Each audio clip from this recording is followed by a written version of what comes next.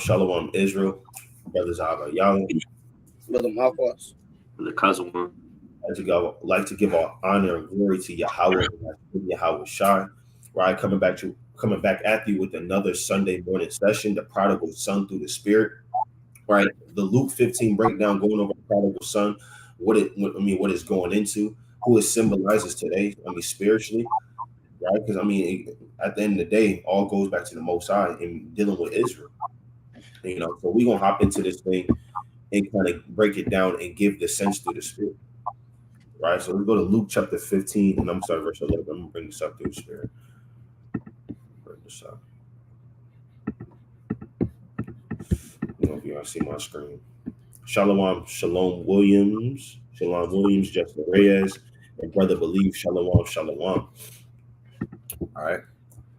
Go to Luke chapter 15 and verse 11. All right. It's the book of Luke, chapter 15 and verse 11. And he said, a certain man had two sons. Right. And then when you go into the certain man, this man is going into the Most High. Right. And these two sons are who? Northern Kingdom or Southern Kingdom of Israel, or a person that knows who they are. Right. An Israelite that knows who they are, chiefly, Benjamin, Judah, and Levi. And then you had, of course, Jews that lived in other lands, and in Israel that didn't know who they are. Right. These are those two sons. Right. A person that knows who they are and another person that doesn't. Right, or you can say northern and southern kingdom. Before we hop into it, I'm going to kind of bring out the definition of the prodigal son or the prodigal. Right, what is it to me? What does it mean to be prodigal? Right, and it says spending money or resources freely and recklessly. Right, spending money or resources freely or and recklessly, wastefully extravagant, right? Spendthrift, wasteful, imprudent, excessive, thriftless, reckless, self-indulgent, right? Having or giving something on a lavish scale. So these are all definitions of prodigal. So this prodigal son, you can tell he was spending money or resources freely and recklessly, and he was living his life wastefully through the spirit, right? So when we're going into this prodigal son, you got to understand the spirit behind the son, right? And then the other son, right? So I'm going to read that again. This is Luke chapter 15, verse 11. He said, a certain man had two sons, and the younger of them said to his father, Father, give me the portion of goods that falleth to me. And he divided unto him his living. And what is the riches that the Most High gives us? What is the things that the Most High gives us as riches, as an inheritance? Let me go to the book of Proverbs. Let me get a precept. What did the Lord give us? Proverbs chapter 13. And I'm going to start at Proverbs chapter 3.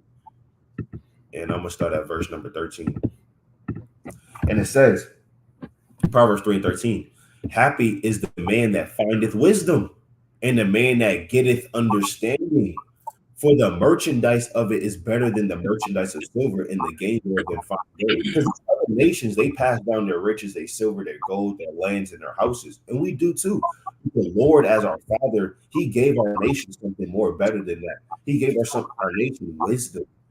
Wisdom is the riches, is the inheritance that He gave His chosen people, northern and southern kingdom.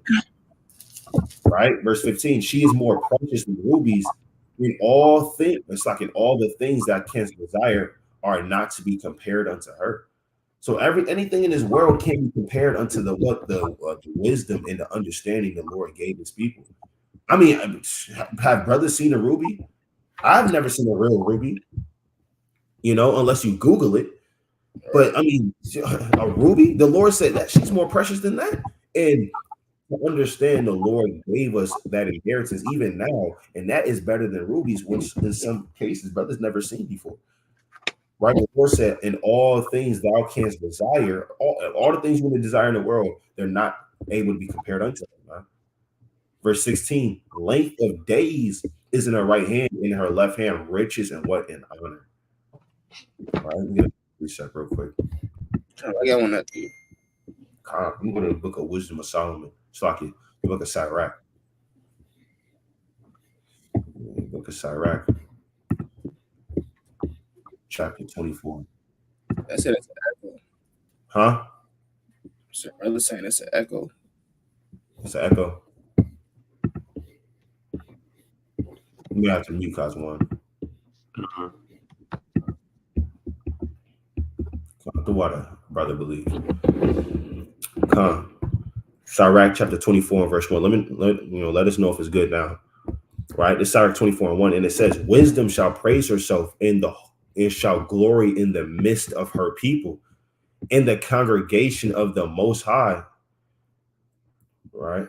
He says not too bad, but a little bit of feedback. Right? In the congregation of the Most High, she shall open her mouth and triumph before his power. Let me jump down. So this is talking about wisdom. Now let's see where the Lord calls wisdom to dwell. Verse 7, with all these I sought rest, and in whose inheritance shall I abide? Right? Whose inheritance shall I be? Meaning wisdom is an inheritance. But where is she going to go? Is she going to go into the land of Edom? Is she going to dwell amongst the Amalekites? Right? Do they have the wisdom? What about the Elamites? Right? What about the Asherites? Right? The Ishmaelites? Where is she going to dwell? So the creator of all things gave me a commandment, and he that made me cause my tabernacle to rest, and said, let thy dwelling be in Jacob, in thine inheritance in Israel. You see that? Israel is that inheritance. Israel is the people that has what? Wisdom and understanding as the inheritance, right? What you got? You got it, Marcos. Yeah, right. That's right. That's what it's like how the brother's saying. Those riches, those represent the things that the Most High blessed us with. You go through through Deuteronomy, the 28th chapter. We normally start at verse 15 on down, but you read verse 1 on down to 14, you see the riches that was promised unto us. And not only that, but the riches that the Most High gave us by us being his chosen people. You go to Psalms 16 and verse 5. Right, the Most High said we have a goodly heritage. So those goodly heritages, us being the chosen, him being our God, us having the best land created, a land flowing with milk and honey, all those consist of riches, wisdom, right? So this Psalms chapter 16 and verse number 5, it says, the Lord, it's like the Lord is the portion of mine inheritance and of my cup. Thou maintainest my lot. The lines are fallen unto me in pleasant places. Yeah, I have a goodly heritage. So that's the riches, right? The goodly heritage, the law, statutes, like the brother was going into, the wisdom that the Most High gave us. So all these things consist of riches and wealth on a spiritual level, right? You go to Revelation 2 and verse 9. The Lord said, but thou art rich. You said Revelation. Yeah, 29. Okay. Right. So when you read about the prodigal son, you breaking it down through the spirit. You want to see why the Most High is saying these different things. You just don't want to be over in and okay, he's rich. Because those riches is spiritual and it's meaning a certain thing. Right. Revelation 2:9. I know thy works and tribulation and poverty. It says, but thou art rich. And how are we rich again? Because the Lord, he blessed us with different things. We have the promises. He blesses with the kingdom of heaven. No other nation has promises, right, to them that they're going to exceed as a nation when the Lord come back. You don't read about the Moabites' future prophecy, of them standing and eating and drinking with the Lord Yahushua in the kingdom of heaven. No, you read all these promises in the Bible. You read it pertains to Israel. That's Romans the 9th chapter. So it says, I know thy works and tribulation and poverty, but thou art rich. And I know the blasphemy of them which say they are Jews and are not, but are the synagogue of Satan. You go to 1 Peter chapter 2 and verse number 9. 1 Peter chapter 2 and verse 9. And this is how you know who's rich through the precepts. Because again, you also can't find Ishmael. You don't see Ishmael with these promises, and the Lord's calling them a holy nation. They're rich through the Spirit. Hey, on a physical level, Esau, he's the richest nation right now. But that's why you gotta have discernment on what it's talking to. Luke 15 is not going into Esau just because it says rich. You trying to link it up with Genesis, right? The 27th chapter, and see, okay, well, look, Esau, he got all the land. That was his blessing. He's rich. He's the man in Luke 15. No, that's off, right? Yeah. So yeah. So that's First Peter 2:9, the classic. It says, "But ye are a chosen generation, a royal priesthood, and a holy nation, a peculiar people, that ye should shew forth the praise of him who hath called you out of darkness into this marvelous light." And again, this all pertains to Israel. Holiness, a chosen generation, royal priesthood. And when you're royal, you're rich. You're a king, you're a prince, a princess, royalty. You're full of a nation of royalty. That's not like it unto the Japhites. All these things pertain to Israel. So when you read Luke 15, those riches, the laws, the statutes, the ordinances, those all consist of the riches that the Most High has blessed us with as a people. You got it. Con. Yeah, some cause one. You go to Romans 11 and 33. Con. Romans 11 and 33. Con. That's right. That's right. All right, this is Romans 11 and 33. It says, "Oh, the depth of the riches, both of the wisdom and knowledge of Yahweh, how unsearchable are his judgments and his ways past finding out." Right, so the wisdom, knowledge, and understanding, right? Right, the depths of his riches, right? It goes deeper than something, carnally, right? People think riches is just, how much money they could attain. And Esau is, damnation in America.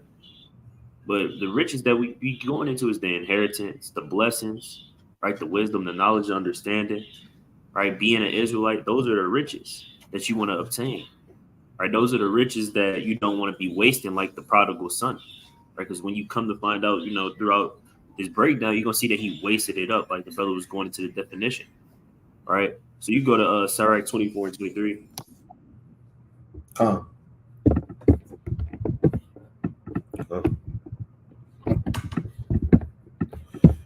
Sorry, chapter 24, verse 23. All right. It's all right, 24 and verse 23. I think this is the one I want.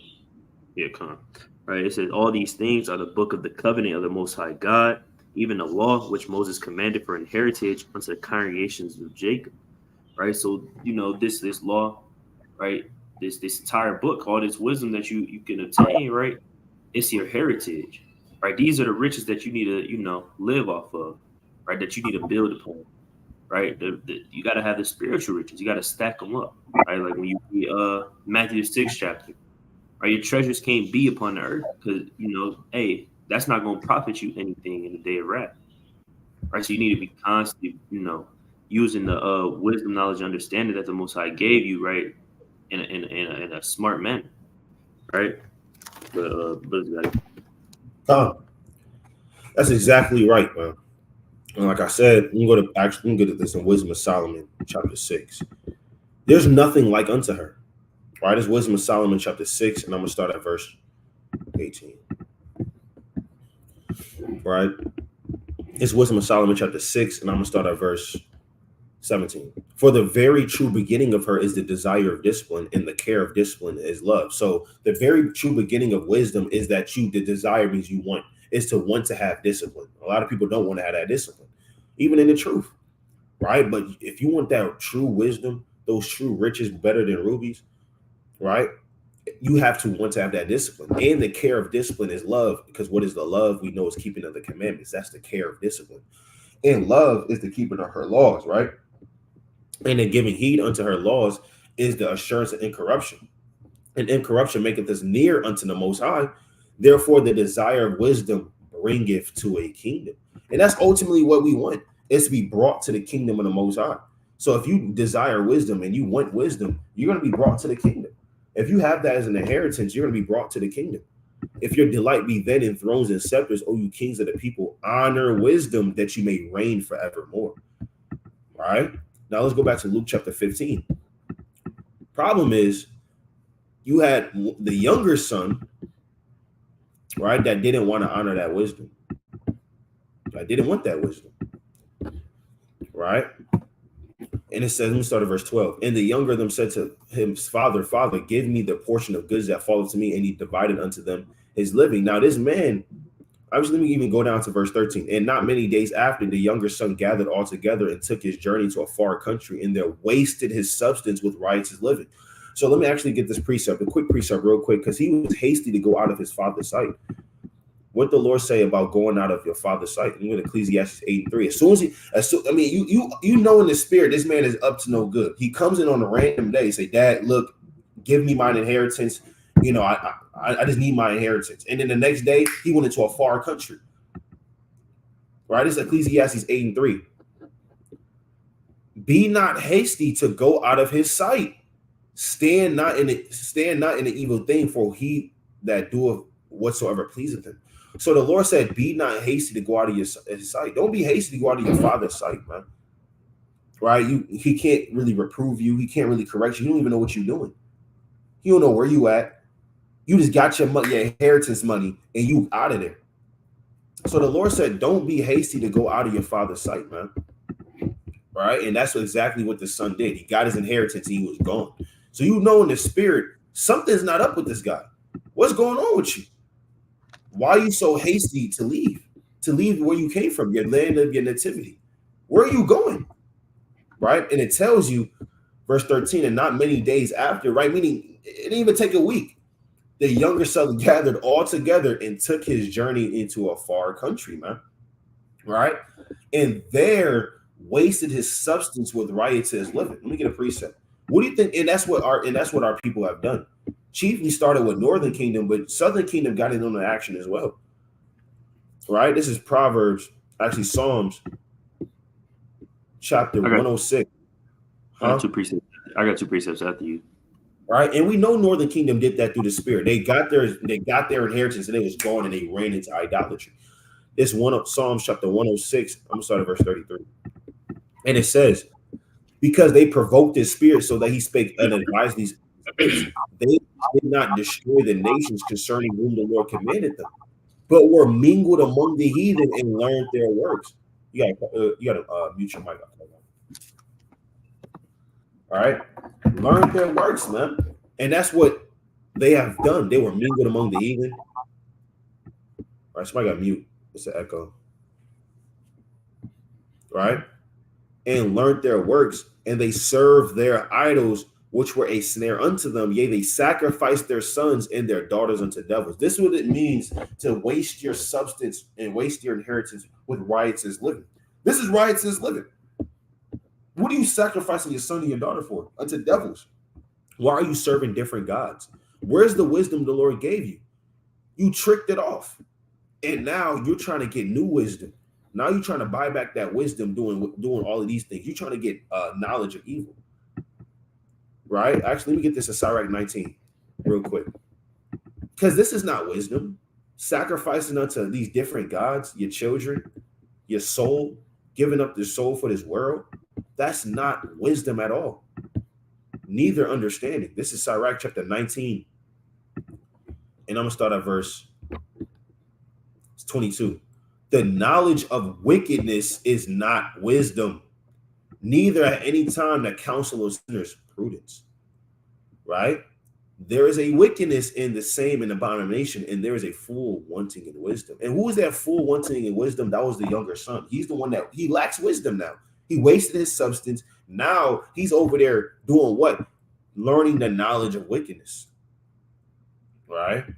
Learning the knowledge of wickedness, which is not wisdom. But you got it. You can go to Proverbs 21 and verse number 20. Right? Because he just spending all the goods that the Lord had gave, his father had gave.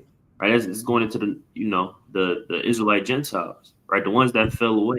Right, they damn going off, right? They forgetting their heritage, they forgetting who they are, right? They using up all their goods, right, for the wrong reasons, and they just destroying themselves, right? With riotous living. And it's going to explain to you what that riotous living was when once we get around verse 25 on down, right? But let's get verse 21 and 20. Right? It says, "There is a treasure to be desired, and oil in a dwelling of the wise, but a foolish man spendeth it up." Right? So only a foolish man is going to spend up the goods that he obtains from the Lord, right? On carnal things that's all going to perish. And that's what this the son did. Right? He went out the same way, they say the same day, or not many days after, right? Not many days after, he just went up and spent everything he had. Now he's poor. Now he's trying to, get everything back. Hey, that'll make you not want to return unto your father. Right? He gives you all this these goods, right? And you just go and waste them. Like, imagine if you got a damn inheritance from your father, and then what is that thing called when they die? A will. Yeah, a will, right? A will of damn $1 million or something. And if you waste that up on some damn crack cocaine, you're not gonna want to go back to your family. You'll be like, nah, I can't do that. Are you just gonna sleep in a crack house or something? All right, let's go to verse 17. All right, and that's what our people did. That's what they spiritually did. They didn't want to return back to the Most High. So what did they do? They continued to live that riotous way. The same way when damn crackhead win the lottery, he come up for a little bit, he damn lose all that money, and he gonna stay in the same position that he was in. All right, this verse 17 says, "He that loveth pleasure shall be a poor man. He that loveth wine and oil shall not be rich." Right? So loving pleasure, loving wine and oil, right? Trying to deal with all these different philosophies, these doctrines, these other nations, right? Their ways of living. That's gonna spiritually burn you out and make you poor. Because you're gonna spend up all your wisdom, knowledge, understanding, because you're casting it to the side. You're letting it down just waste and rot up. Right? But I yield with that. And I got some real quick. You go to Jeremiah chapter 3 and verse 8. Right. That's right. And again, when you read the precepts, that's why I was going to say discernment. Right. You see about the two sons in Israel all throughout the precepts, they're always likened unto siblings, whether that be sisters or brothers. Again, you don't want to see this as, okay, two sons. Right. That's Jacob and Esau. Knew it. Now you're trying to break down, you're linking us up with Genesis 28 or Revelation, the 10th chapter, the two prophets. You just, you're not putting the right pieces in the right spot. Like the brothers is going into, it's two things, the northern and southern kingdom, or the Jews, and the Gentiles through the Spirit. Gentiles being the Hellenists or the ones that was cast away. Right, but this is Jeremiah chapter 3 and verse number 8. It says, "And I saw when for all the causes whereby backsliding Israel committed adultery, I have put her away and given her a bill of divorce." So when we read Jeremiah, the 3rd chapter is going into how the northern kingdom, they kind of strayed away from the Most High, right? And Israel, which is the sister, which is northern kingdom, and Judah follow after her, right? Same account on how you read about in Luke the 15th chapter. How one of the sons, they got the inheritance, the wisdom of the Most High, and guess what? They ran away with it. I'm going to read that again, Jeremiah chapter 3 and verse number 8.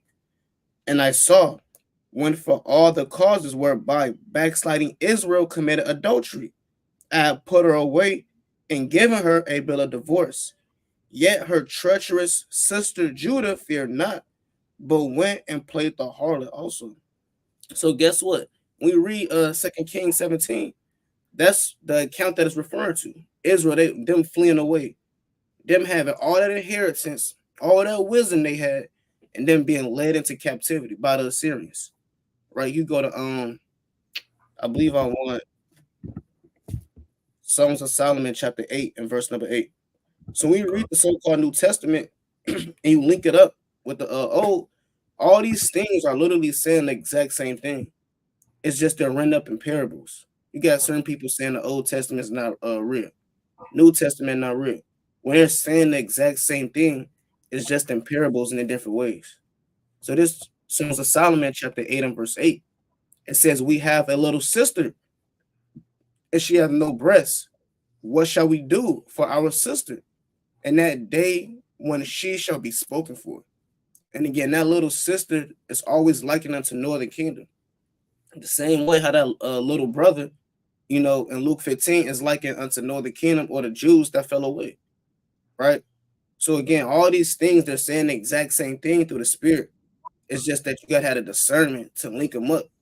And like how brothers is going into, they had that inheritance, but they spent it all up, right? And when you read Luke 15, there's no account of the fathers, going out and searching for him. No, he took that inheritance. He let him do what he do. Go to Hosea chapter 4 and verse 20. And that's spiritual as well. That nobody tried to stop him from doing what he was doing, right? Again, he had all that wealth. Like the brother Cosmo said, you spent it up on crack. That's all. You spent it up on folly, on madness, on things that will never profit you or give you an increase. Right? This Hosea chapter 4, you go to verse 15. Hosea chapter 4, and I'm gonna start at 15. It says, though thou Israel play the harlot, yet let not Judah offend. Right? Again, the Lord said, though Israel, which is northern kingdom, though they go off, freaking off with these other nations, doing their own lust will, committing idolatry, let them do what they do. But Judah, you can't go off, you can't offend. That's why the older brother, he stayed back with his father. The same way, again, you read 2 Kings 17, the same way how we stayed in the land. And you read how, we still kept the ordinance since while, northern kingdom, they were sacrificing unto cattle. They set up 2 cattle in the land of Ephraim and Dan. They set up their own priests. But Judah, what happened? In north and southern kingdom, they still kept the ordinances blamelessly. So the Lord said, let not Judah offend. It says, and come not ye unto Gilgal, neither go ye up to Bethaven, nor swear the Lord liveth.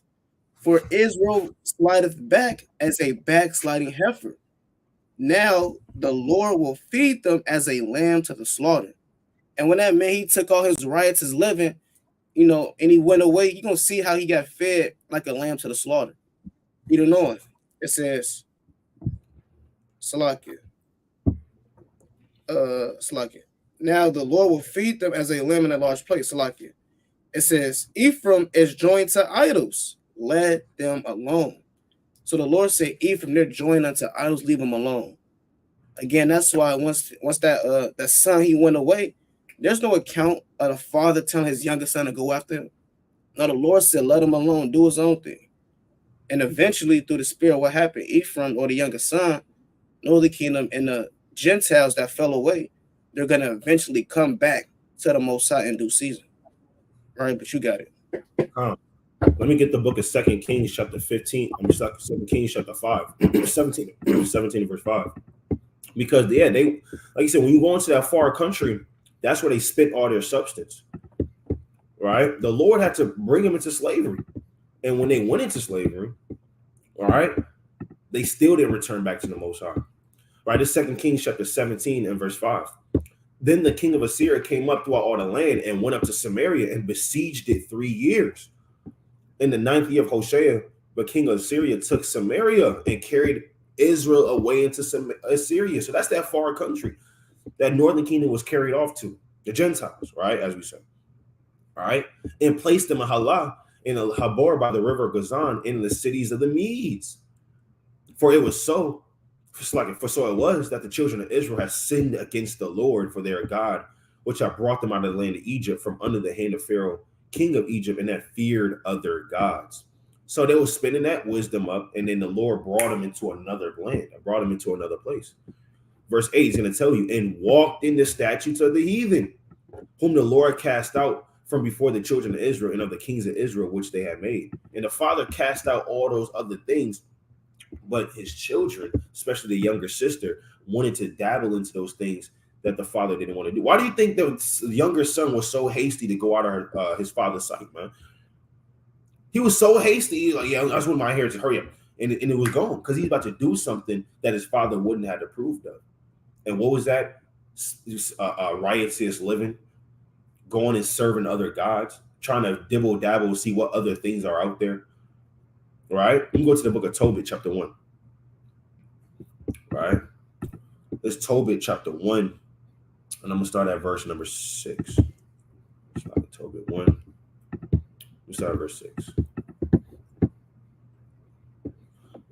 And it says, actually start at verse. I'm gonna start at verse 4. And it says, and when I was in my own country in the land of Israel, being but young, all the tribe of Naphtali, my father, fell from the house of Jerusalem. See that? Fell from the house of Jerusalem. Left the house. They left the crib, left their father's house. Right? Sanctuary of the Most High, which was chosen out of all the tribes of Israel, that all the tribes should sacrifice there where the temple of the habitation of the Most High was consecrated and built for all ages. Now all the tribes which together revolted in the house of my father Naphtali sacrificed unto the heifer Baal. Right? And it says, but I alone went to Jerusalem at the feast. He said, man, I had to do this thing alone because all of his family, all of his tribe, they sacrificed unto that heifer Baal, damn pig. And as it was ordained unto all the people of Israel by an everlasting decree, having the first fruits and tenths of increase with that which was first shorn, and then gave I at the altar to the priest, the children of Aaron. See, so yeah, Northern Kingdom went into slavery. This is during the time of the Assyrians, man, taking Northern Kingdom into slavery for sacrificing unto different things the Most High all know.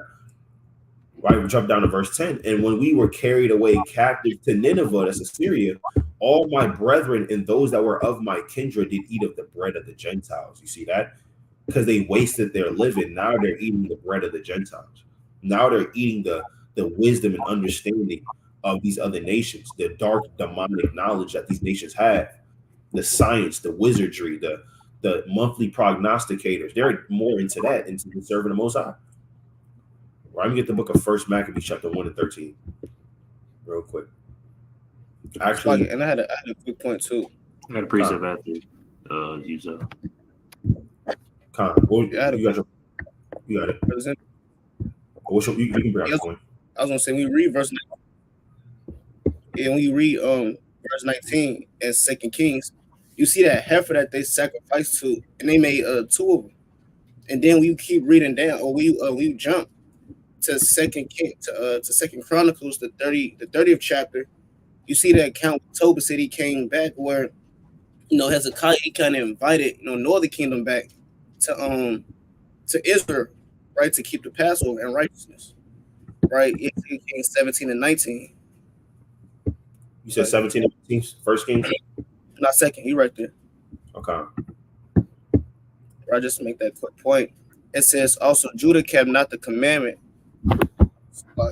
Right, Judah also kept not the commandment of the Lord. Actually, it's verse 16. Right, verse 16. And they left all the commandments of the Lord their God and made the molten images, even to calves, and made a grove and worshipped all the host of heaven and served Baal. And a heifer, that's just a cow. And Baal, that was a cow as well. So Tobit, Tobit is a witness. So that's them spending up all their riches and their wealth on the damn cow. And with the Assyrians, eating all their bread, just like how you see in that movie Friday.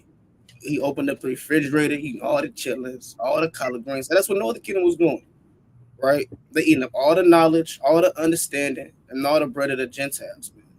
And that's how they spent up their wealth. But you got it. I just want to make that quick point. You got it, Kazuma. You go to Hosea 11 and 1. Right, because the brother Marcos, he was making that point, talk about read Luke 15 and thinking, it's talking about Esau and Jacob, right? Let's bring this up. This Hosea 11 and 1. It says, when Israel was a child, then I loved him and called my son out of Egypt. Right, so even Hosea said that, hey, Israel was called as a son. Right, the nation of Israel is likened unto a son to the Most High. I believe it's one in Exodus too. Right, but it says, as they called them, so they went from them. They sacrificed unto Baalim and burned incense to graven images. So they're his son, right? And they getting all this. They had all this these things promised unto them. But what did they go do? They turned their back against the Most High. right? And they went and sacrificed unto Baalim, right? It was dealing with all these false gods, right? Putting these gods before the Most High, right? Out of these other nations, right? Following after these other nations is how they, they jam themselves up, right? It says, I taught Ephraim also to go, taking them by their arms, but they knew not that I healed them.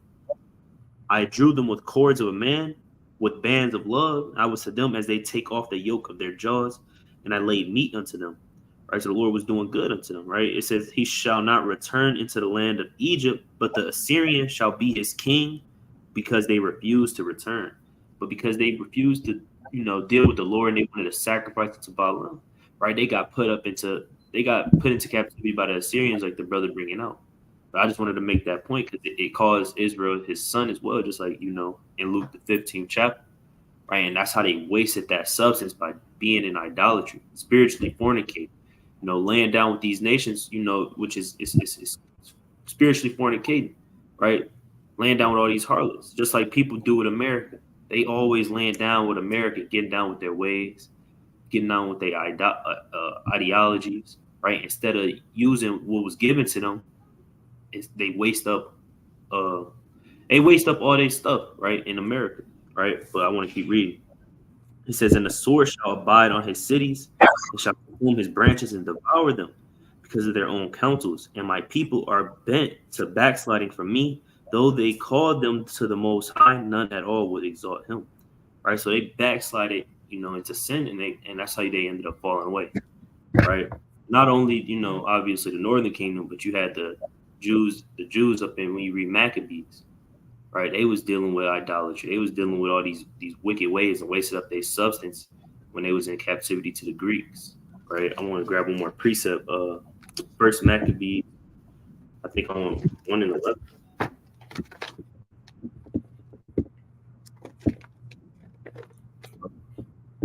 That's exactly right. This First Maccabees 1 and verse number 11.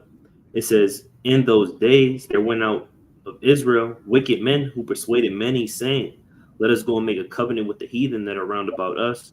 For since we departed from them, we have had much sorrow. Right? So our people, they always want to join hand in hand with the heathens. I mean, they did that. And when you read Jeremiah, the 42nd chapter, right? They decided to go and make a league with Egypt instead of staying in the land so the Lord could build them up. And because they went to Egypt to depend on Egypt, they wasting up their substance over there.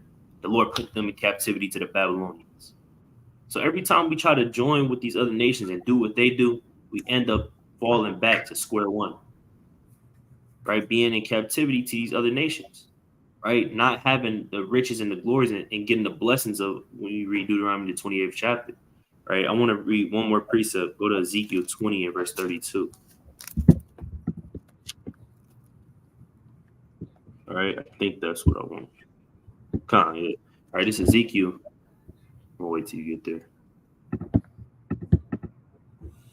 All right, this is Ezekiel 20 and verse 32. It says, and that which cometh into your mind shall not be at all, that ye say, we will be as the heathen, as the families of the countries to serve wood and stone. All right, so that's all our people constantly doing. That's what that prodigal son did.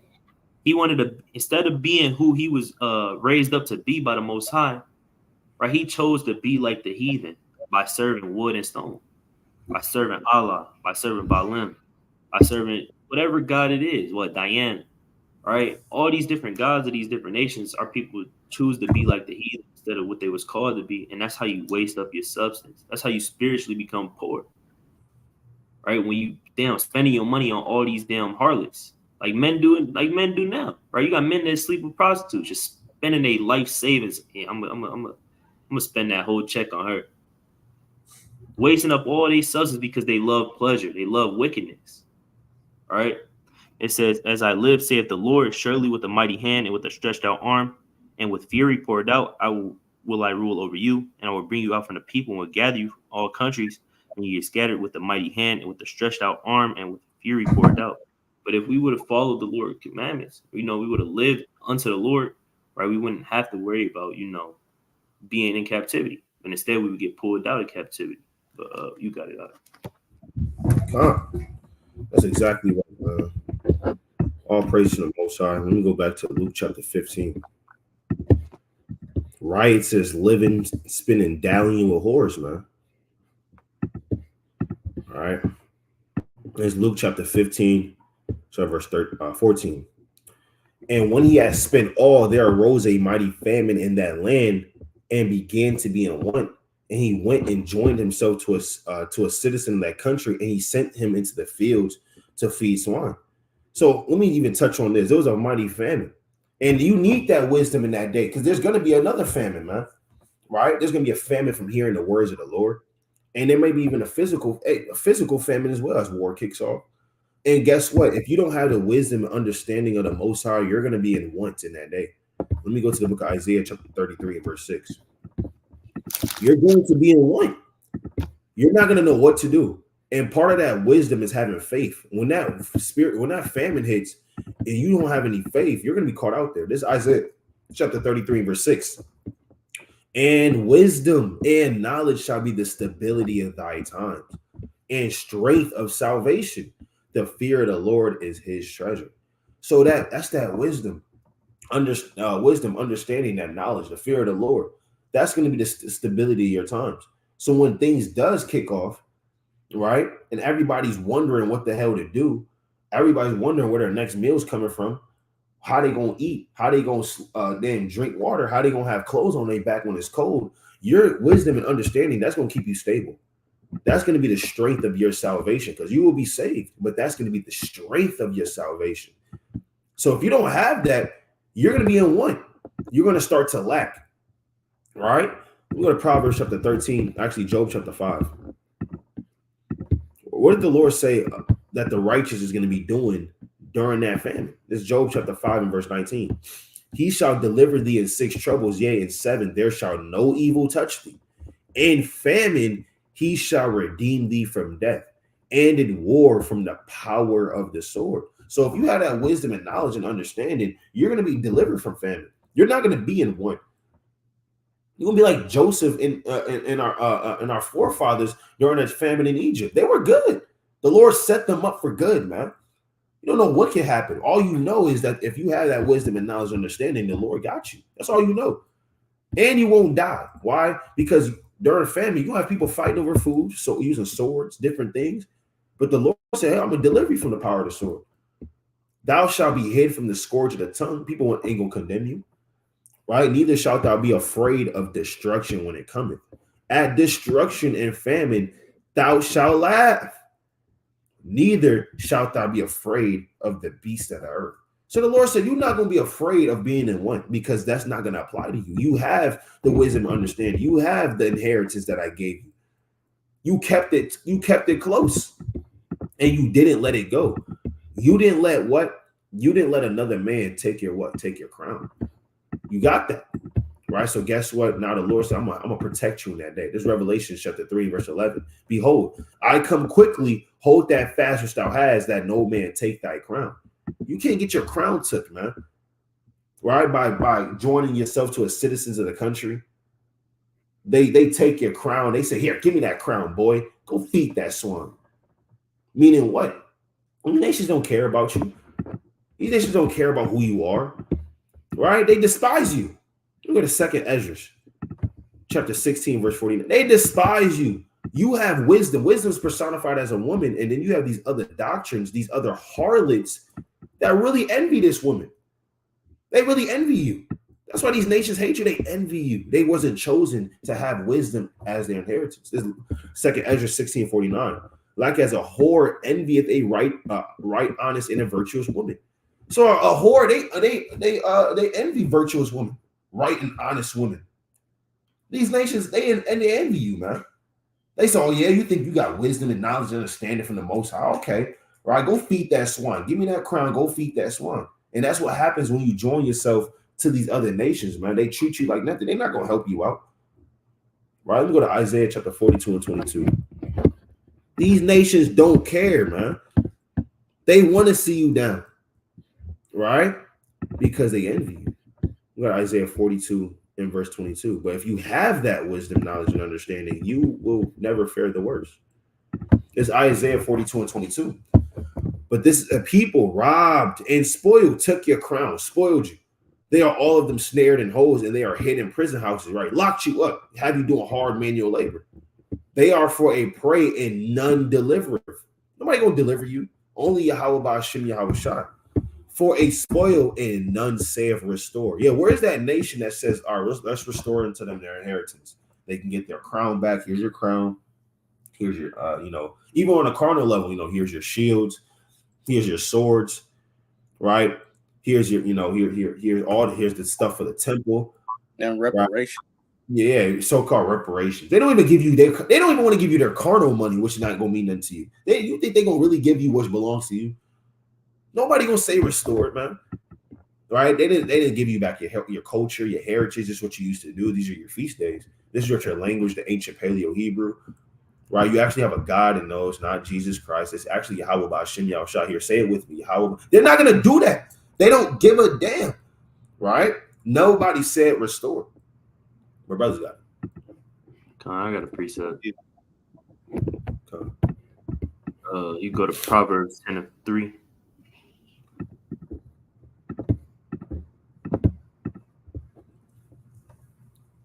All right, it says, the Lord will not suffer the soul of the righteous to famish, but he casteth away the substance of the wicked. All right, so the Lord, right, if you're righteous, right, just like he did with the Jews, right, he didn't cast them away, right, because they didn't go around, spending they goods up. So they didn't famish, right? Famish is being hungry, right? When you pull up the definition, right, it's going into being hungry, right? So he's not going to let the righteous man, the righteous woman, the righteous children to go hungry and starve in that famine. Just like when Jacob's trouble hit. When that Jacob's trouble hit, you shouldn't even worry about food, right? You don't need to worry about it because the Lord, he'll come through and just give you a bountiful amount if he wants to. Right? Or he can make you get full off of one little small bite or something. Right? He can do whatever he wants to do. People forget that, hey, what did he do for Samson? He poured water out of a damn skull out of nowhere. Right? So what can he do for you? Right? He'll make sure that you're straight if you're not spending up your substance and your goods, right, on these other nations, on carnality, right? But let's go to Isaiah, the 5th chapter, and start at verse, I'm going to say, yeah, you can start at verse 13. Just get straight to the point. Isaiah 5:13. Right. This Isaiah 5:13. You could read about Isaiah I believe in 2 Kings, right? When they was going into captivity, to the Babylonians, and once some of our people was going into captivity to the Assyrians. You could read about all that in Isaiah. So he's living during that time when our people are just going up.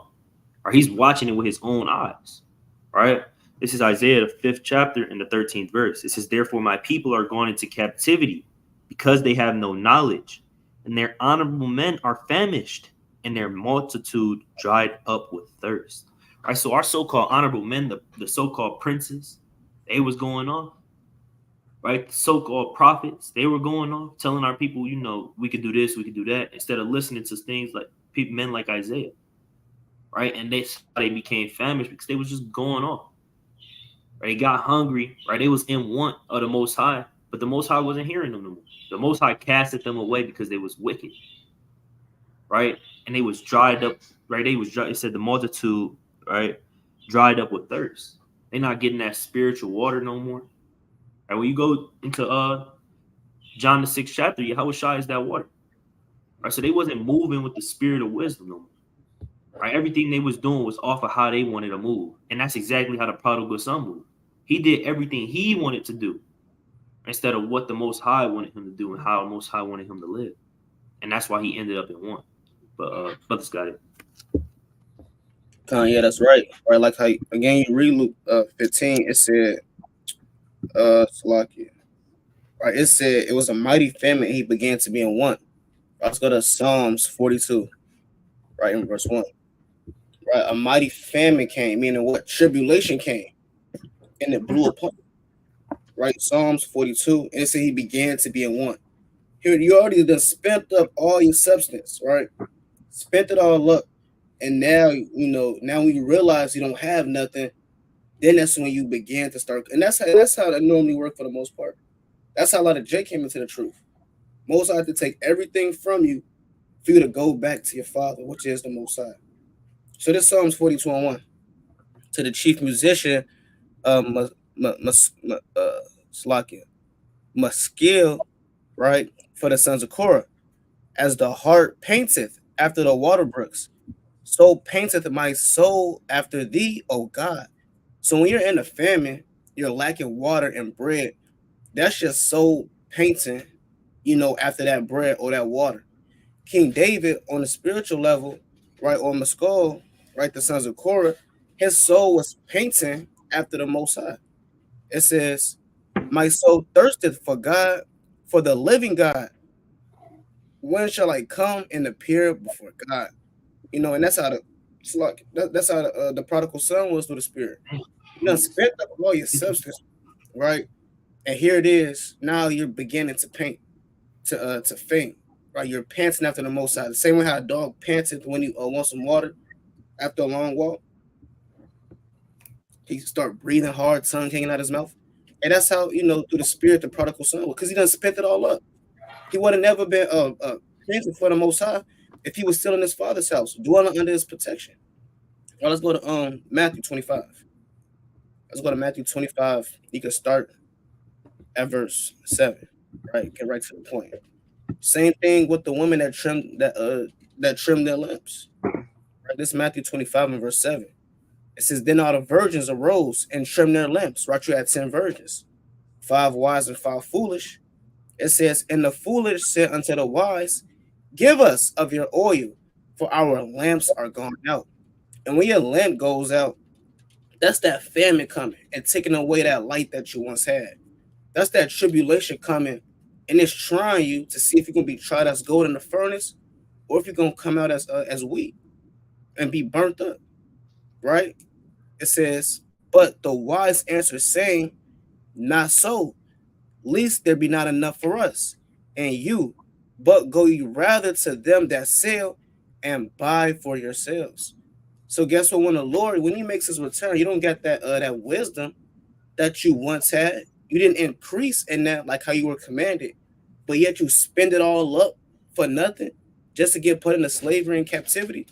Most definitely, the Most High is going to bring judgment upon you, right? So it's all, again, we read these different parables. It's all saying the same thing, just in a different way. That's what make these parables, and that's what make you have a shot so unique through the Spirit, that He can put forth all these parables, and they'll all lead back to the same message through the Spirit.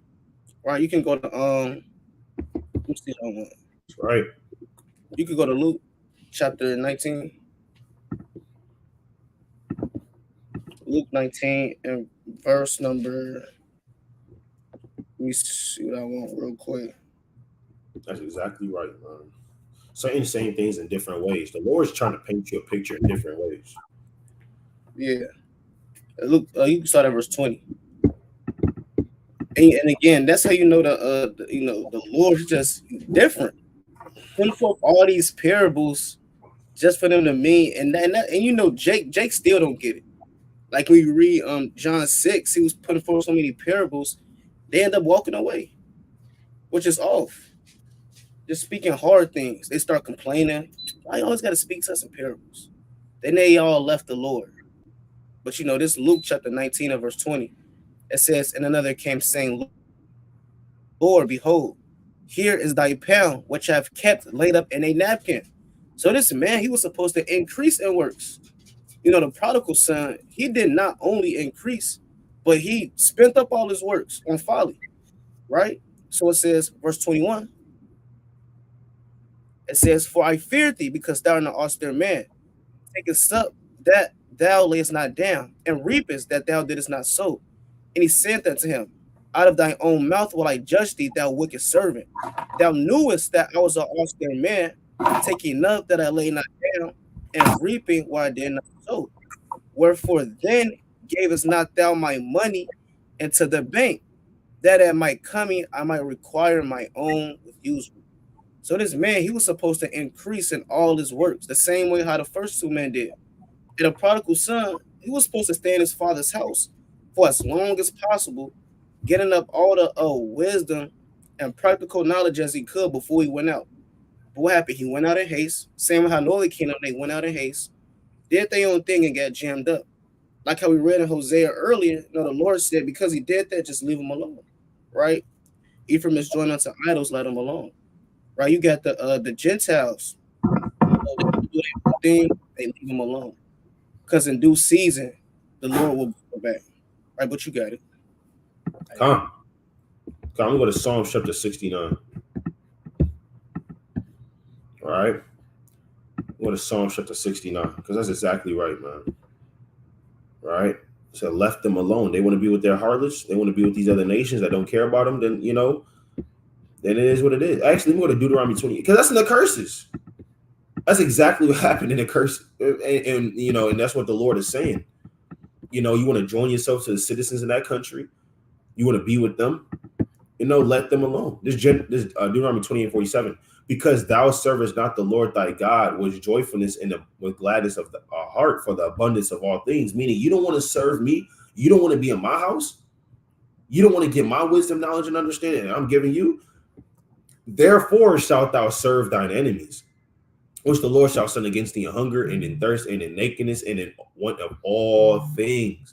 So go to the citizens of the country for the one of all things. Have them provide for you. Have them take care of you. Have them put a yoke of iron upon thy neck. Have them destroy you. And he shall put a yoke of iron upon thy neck until he have destroyed thee. They're going to enslave you. You think they're going to care about you more than you care about me? You want to go see the other people of the land? You want to do all of that? All right, then go ahead and do it. But just know, all right, you're going to be wasting your substance. Let me go back to that in Luke 15. All right, you're going to be wasting your substance, man. Because what's going to happen, verse 15, and he went and joined himself to a citizen of that country, and he sent him into his fields to feed swine. And these nations know your ordinances. These nations know that you're not supposed to be around unclean foods like swine. Do you think this man cared? He said, you Hebrew, you go feed swine. That's what I want you to do. Verse 16, and when he would fain have filled his belly with the husk that the swine did eat, and no man gave unto him. And we just read that. No man gave unto this man. This man was so hungry that he was about to eat the swine and the husk that the other swines ate, man. Didn't that happen in slavery? Didn't they give you the slop, the chitlins, the pork ham, the pork butt? And you would have did what? You had fain have filled his belly, right, with the husk that the swine did eat. That's what our forefathers did in slavery. They had to do that, right? So they can even survive. But they should even have been there in the first place if they never spent up the knowledge and wisdom the Most High gave them. And now what? They began to be in want. I mean, this is Israel right here. And no man gave, and guess what? No man still gives unto you. They still give you that swine to feed, man. They still give you that shrimp, pork, crab, and lobster. Bottom feeders. I got a quick precept on that too. Yeah, they still give you all these different things. They don't help you out. No man's gonna give unto you, Jake. Right? No man wants to help you out and see your well-being and your well-benefit. Let me get this quick precept. But the Most High, your Father, wants to see that from you, man. Don't you understand the Lord has pleasure when you prosper? I think this is Psalm chapter 34. Maybe Psalms 35. It's Psalms 35.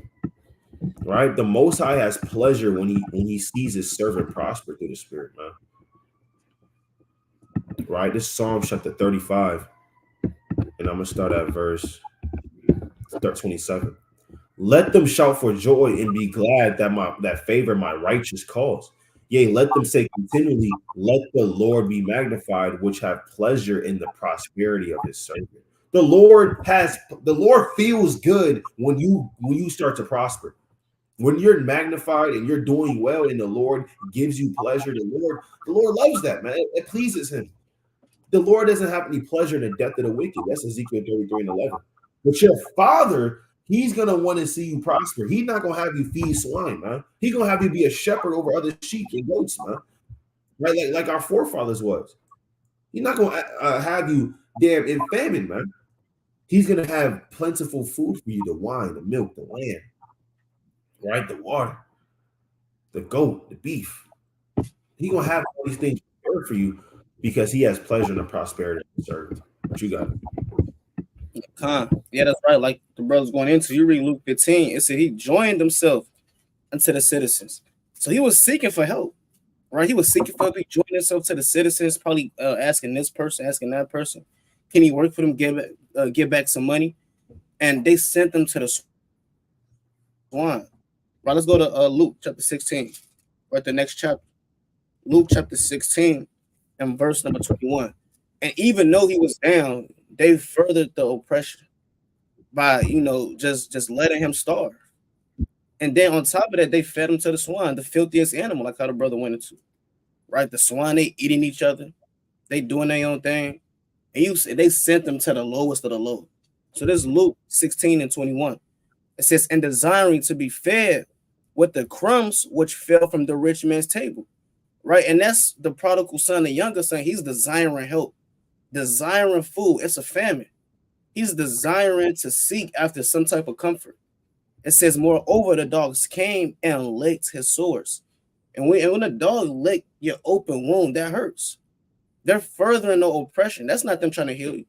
So the same way how Lazarus, which represents Israel, right, and the rich man represents Esau through the spirit, the same way how these other nations, they further the affliction and having these dogs lick your sores is the same way how the younger son, he was being afflicted. All right, having to work for these other nations at the bottom of society while it's a famine going on, already being oppressed, left his father's house, no protection. Let's go to Jeremiah 2 and 14. I had a precept that you. Okay. Let's go to Jeremiah chapter 2 and verse number 14. The Lord said, is Israel just a homeborn servant? Right? Is that all the prodigal son is? Is that all we are? We done went through from Egypt all the way to America and all these different captivities all throughout history. Read Judges, we going in and out of captivity. So the Lord, he put forth this question. It says, is Israel a servant? Is he a homeborn slave? Why is he spoiled? Right? And that, again, we're being spoiled. Are we just servants, just slaves? Saying that's how they looked at, the younger son. He's just a slave. Feed him to the pigs, right? Don't feed him to the flock. Don't give him, the good things where you got the sheep, the cattle. Feed them to the stinky pigs. We read Matthew, if I'm not mistaken, was that the 6th chapter when the Lord, he cast out that spirit and they went into the swine and they ran down the hill. Mark 5. Right, you get that real quick. Let's get that real quick. Right, Mark chapter 5 and verse 13 through the spirit, the water. Mark 5 and 13, it says, and forthwith Yahushua gave them leave, and the unclean spirits went out and entered into the swine. So the Lord, he ended up bringing this man back to himself by casting out evil spirits out of him, right? It says, and entered into the swine. So these unclean spirits, legions of demons, when they came out of this man, they asked the Lord to put them into another vessel. So since they're already unclean, the Lord, he sent them to the most, or one of the most unclean creatures created, which is the swine. So that's saying a lot. When you have a worker, he's begging for help, and you send him to the swine. He's already starving to death. You're not paying him nothing. It's a famine going on. He's still a young man at this point. It's not like he's a grown man. This man's still a child, right? And you feed him to the swine. It says, and the herd ran violently down a steep place into the sea. There were about 2,000 which were choked in the sea. See that? You got it. You got it. You want to keep going in Luke 15? No, you got it, King, if you got a precept. Isaiah 1 and 4. I want to touch on 2 points. The one that you had made and one that Marcos had made. 1 and 4? Yeah. Right, this is Isaiah 1 and 4. Right, it says, a sinful nation, a people laden with iniquity, a seed of evildoers, children that are corrupters. They have forsaken the Lord. They have provoked the Holy One of Israel into anger. They are gone away backward. Right, so the whole nation of Israel, right, they all forsook the Lord. Right, eventually that other son, right, the older son, right, he eventually ended up forsaking the Lord too. Right, you're not gonna read that in Luke 15, but when you go throughout the Bible, right, he went off as well. right? So they all forsook the Lord, by wasting their substance, dealing with all these different nations, forgetting their heritage, saying, whatever, right? It says, why should ye be stricken anymore? Will ye revolt more and more? The whole head is sick and the whole heart faint, right? And our people, right, they move in the spirit of pride, right? All throughout the Bible, even when you go into it today, our people always move in the spirit of pride, and they constantly revolting against the Most High. Right? He's giving you all this mercy, all this grace, all this time to get right, but you still say, I don't want to serve you. How about Shemi Shai? Right? I want to live like these other nations. Right? They want to say, I don't want this substance. Right? Give it to somebody else. Right? These other nations will love if they have your substance. That's why they put you on the bottom, because they know how great you could become with, when you use your substance with wisdom. Right? But no, you want to revolt more and more and just continue to, be dried up, oil dried up, no light to shine. Right? Just dry, dusty, and just dead. Right? It says, from the sole of the foot even unto the head, there is no soundness in it, but wounds and bruises and putrefying sores. They have not been closed, neither bound up, neither mollified with ointment. So, like the brother Marcos brought on in Luke the 16th chapter, right? Lazarus had a bunch of sores on him. And what did the dogs come and do? The dogs represent the other nations. They just constantly came over there, licked those sores up, meaning they furthered the oppression. Right? They're just licking it with all their nasty, filthy saliva, right? Instead of using some kind of ointment, like an aspirin or something, or whatever ointment it is, that'll help heal your wounds, that'll close those wounds up. But instead, they just licking them all over you. Right? They taking every part of you from head to toe, right? And just abusing you. Right? Because you don't want to get right. Because you want to constantly lay down with them and go into them and depend upon them, like the brother Zal went into.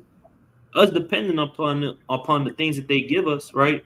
And not the goods that the Most High gave us, like faith, right? That's what's destroying us. That's what destroyed that son, the prodigal son, right? He didn't depend on what his father gave him, right? He didn't use it wisely, how his father more than likely commanded him to do. He didn't just give him a bunch of stuff and then, give him any advice on how to use it. Or he probably was like, you want to use this to invest in this. You want to use it to move this way, right? You don't want to do this because this is going to get you in this predicament. Just like he told us. He gave us the laws, statutes, commandments, and judgments, and the wisdom behind those laws, statutes, and commandments, so we wouldn't go into oppression.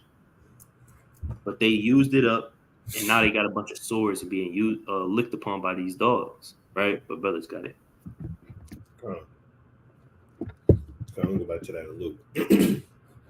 Right, so Yahweh Shah is painting the picture when he's speaking this parable, getting us to understand.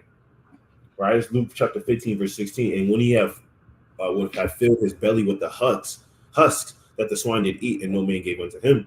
And when he came to himself, he said, how many hired servants of my father's have bread enough and to spare, and I perish with hunger?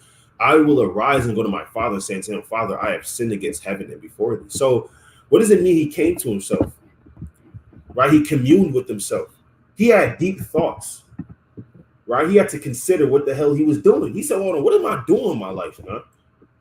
I'm over here begging from these people that are below me. But hold on, I'm an Israelite. I got a God in heaven. I don't need this. I don't need your Christianity. Hold on, let me go back to my father and just humble myself, and hopefully he will come back and he'll love me again. Right? It's Haggai 1:5. Now, therefore, saith the Lord of hosts, consider your ways. That's all the Lord wants us to do, is just consider our ways. Just think about what you could just slow down. Like, brothers play sports, your coach just tell you, slow down. Just think about what you about to do. Right? Slow down. Just real quick. You're moving too fast. Hold on. Slow your brakes. Consider your ways. That's all the Lord wants us to do. You have so much and bring in little. So the Lord said, think about what you're doing. You so much, you bring in little, you work 10 hours, 38 hours a day, 70 hours a week, and you bring in barely anything from these nations. You eat, but you have not enough because Esau's grocery prices going skyrocket through the sky. You drink, but you are not filled with drink, right? You got to pay all these water bills and water taxes and all types of things. You clothe you, but there is none warm. You put on all these spiritual garments, but you still not warm. You still thirsty. You still hungry. And he that earneth wages to put in a bag with holes, meaning the money, the wisdom, and knowledge you get from these other nations, it doesn't profit you anything. So the Lord said, what? Thus saith the Lord of hosts, consider your ways. Just think about what you're going through. Think about what you're doing with these other nations. He said it twice, consider your ways. So what do you have the prodigal son doing? The son coming back to the Most High. He's humbling himself. He's considering his ways. And that's all the Lord wants, is a humble mind. This is Zephaniah chapter 2 and verse 3. Seek ye the Lord, all you meek of the earth, which have wrought his judgment. Seek righteousness. Seek meekness. It may be, shall be hid in the day of the Lord's anger. Because when the Lord gets angry, there is no coming out of that, man. So this son, he came back to the Lord at the right time. Right? He came back to his father at a good time. But what did he have to do? He had to seek meekness, seek judgment. You have to want to be judged. You have to want to be corrected. He knew if he went back to his father's going to correct you. So you know what I'm going to say to you now. You know you shouldn't have been doing A, B, and C. I know. I told you shouldn't have, right?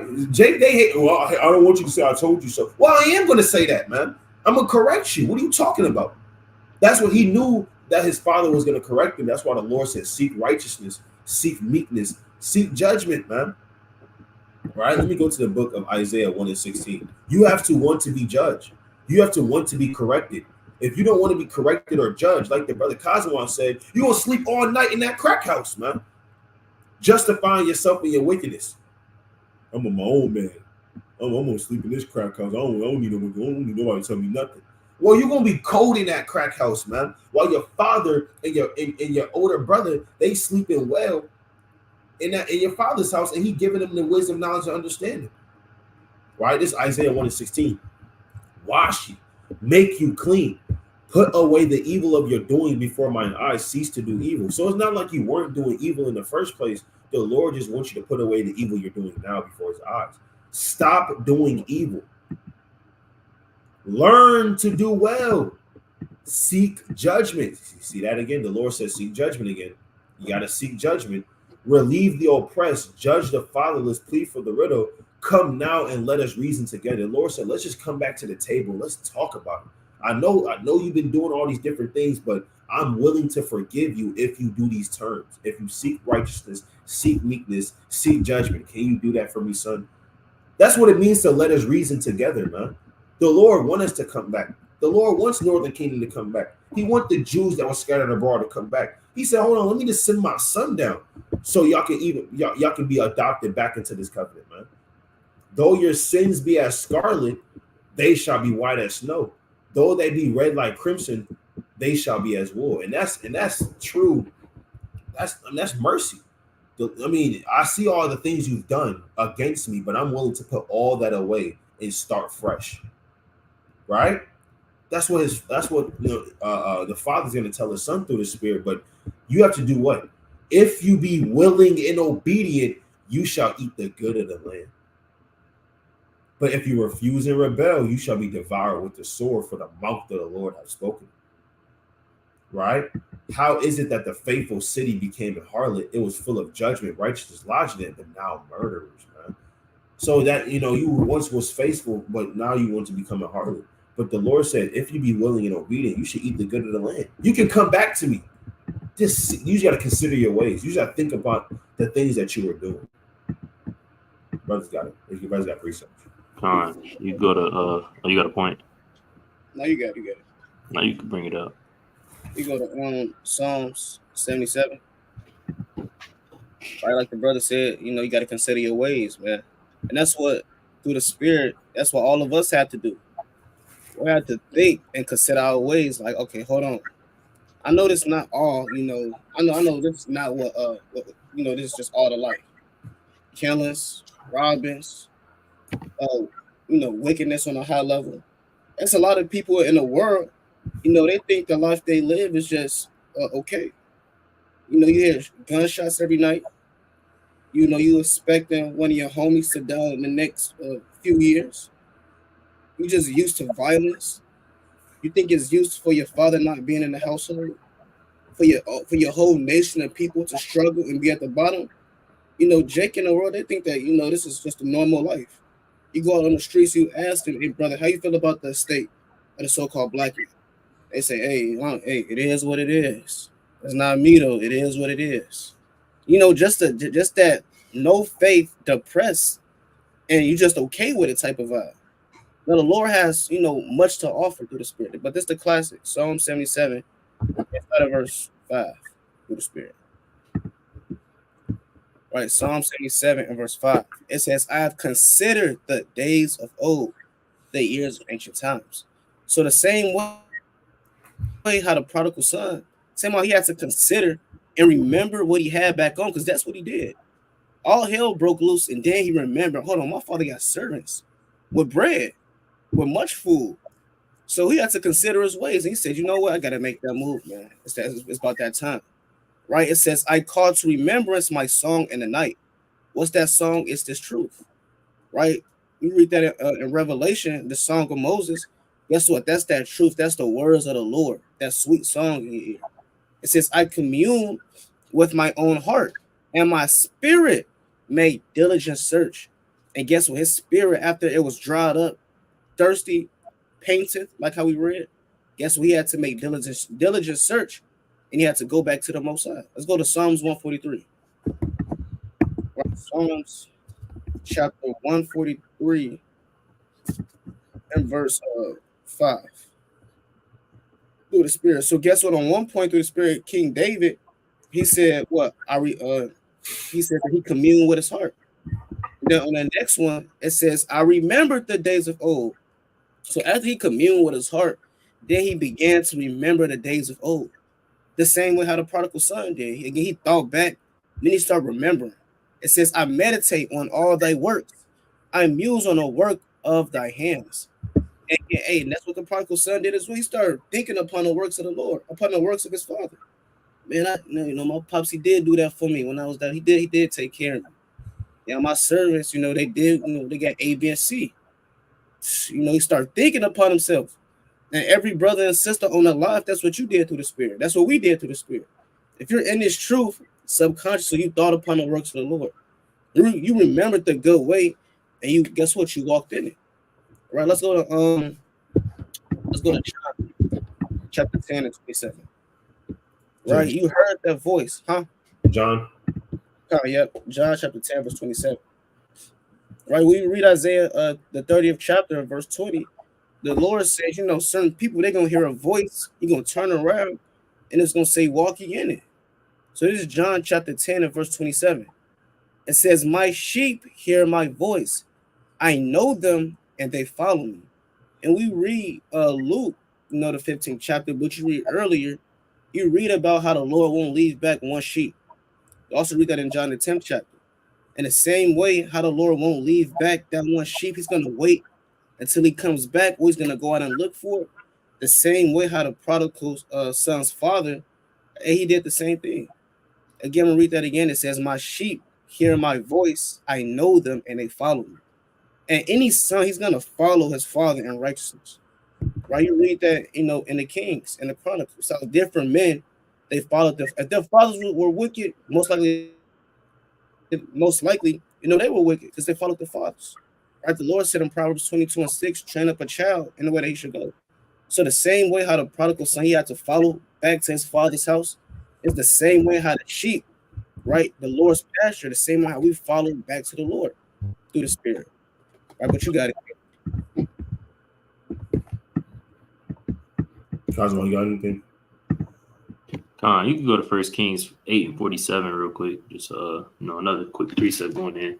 And so what he did, he repented, right? You could say Northern Kingdom, right? And the Jews that fell away, they repented, right? The Israelite Gentiles, they all repented. Right? They all was seeking the Most High, trying to come back to the Most High. All right. This 1 Kings chapter 8 and verse 47.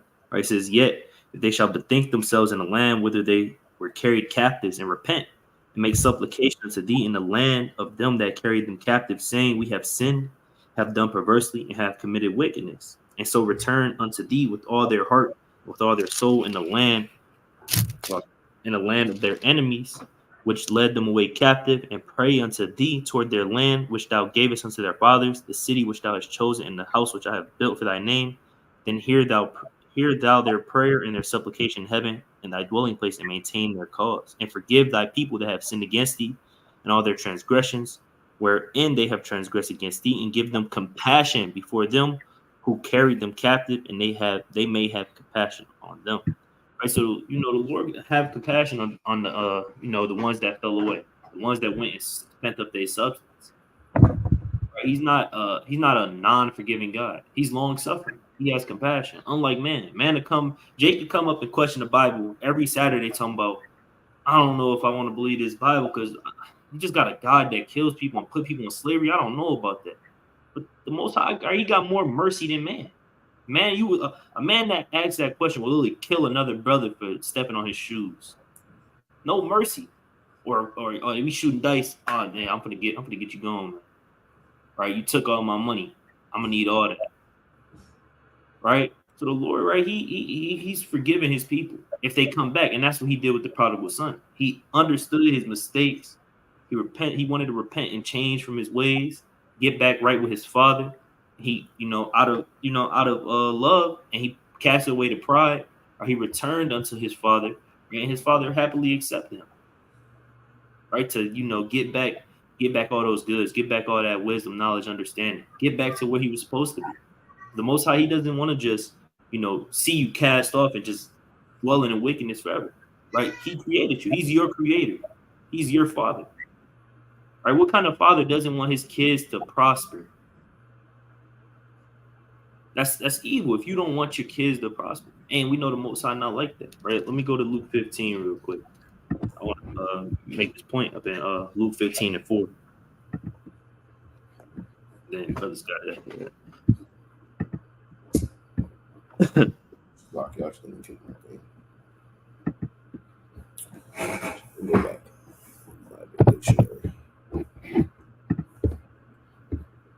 You said Luke 15? Yeah, Con, in verse 4. Okay.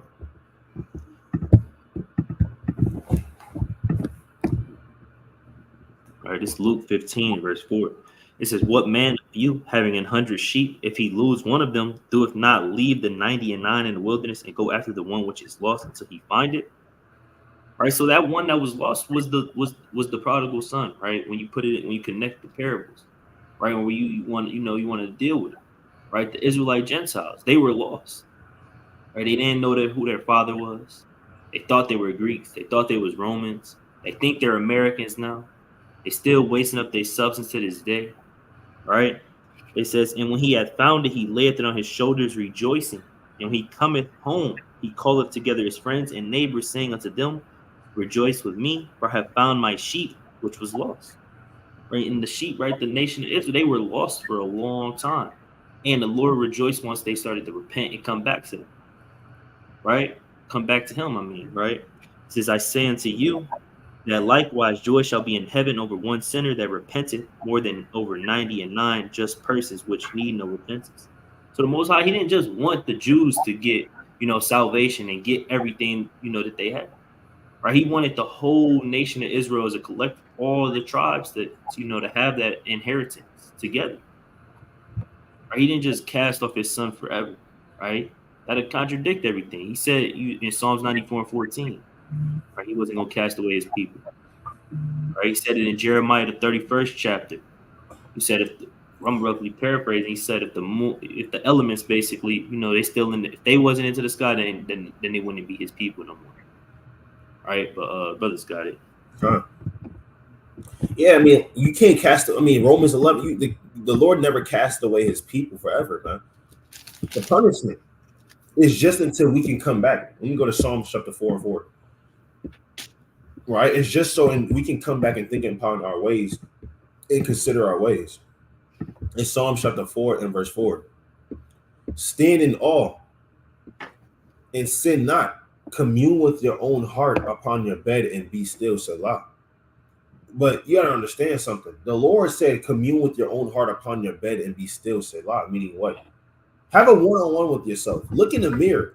Be in the house of mourning for a little bit instead of the house of laughter. The son wanted to be in the house of laughter. Go in the house of mourning, look in the mirror and say, what am I doing in this truth? Or what am I doing? Why did I depart from the truth? Why? Why did I do that? I mean, look at my life now compared to what it was before.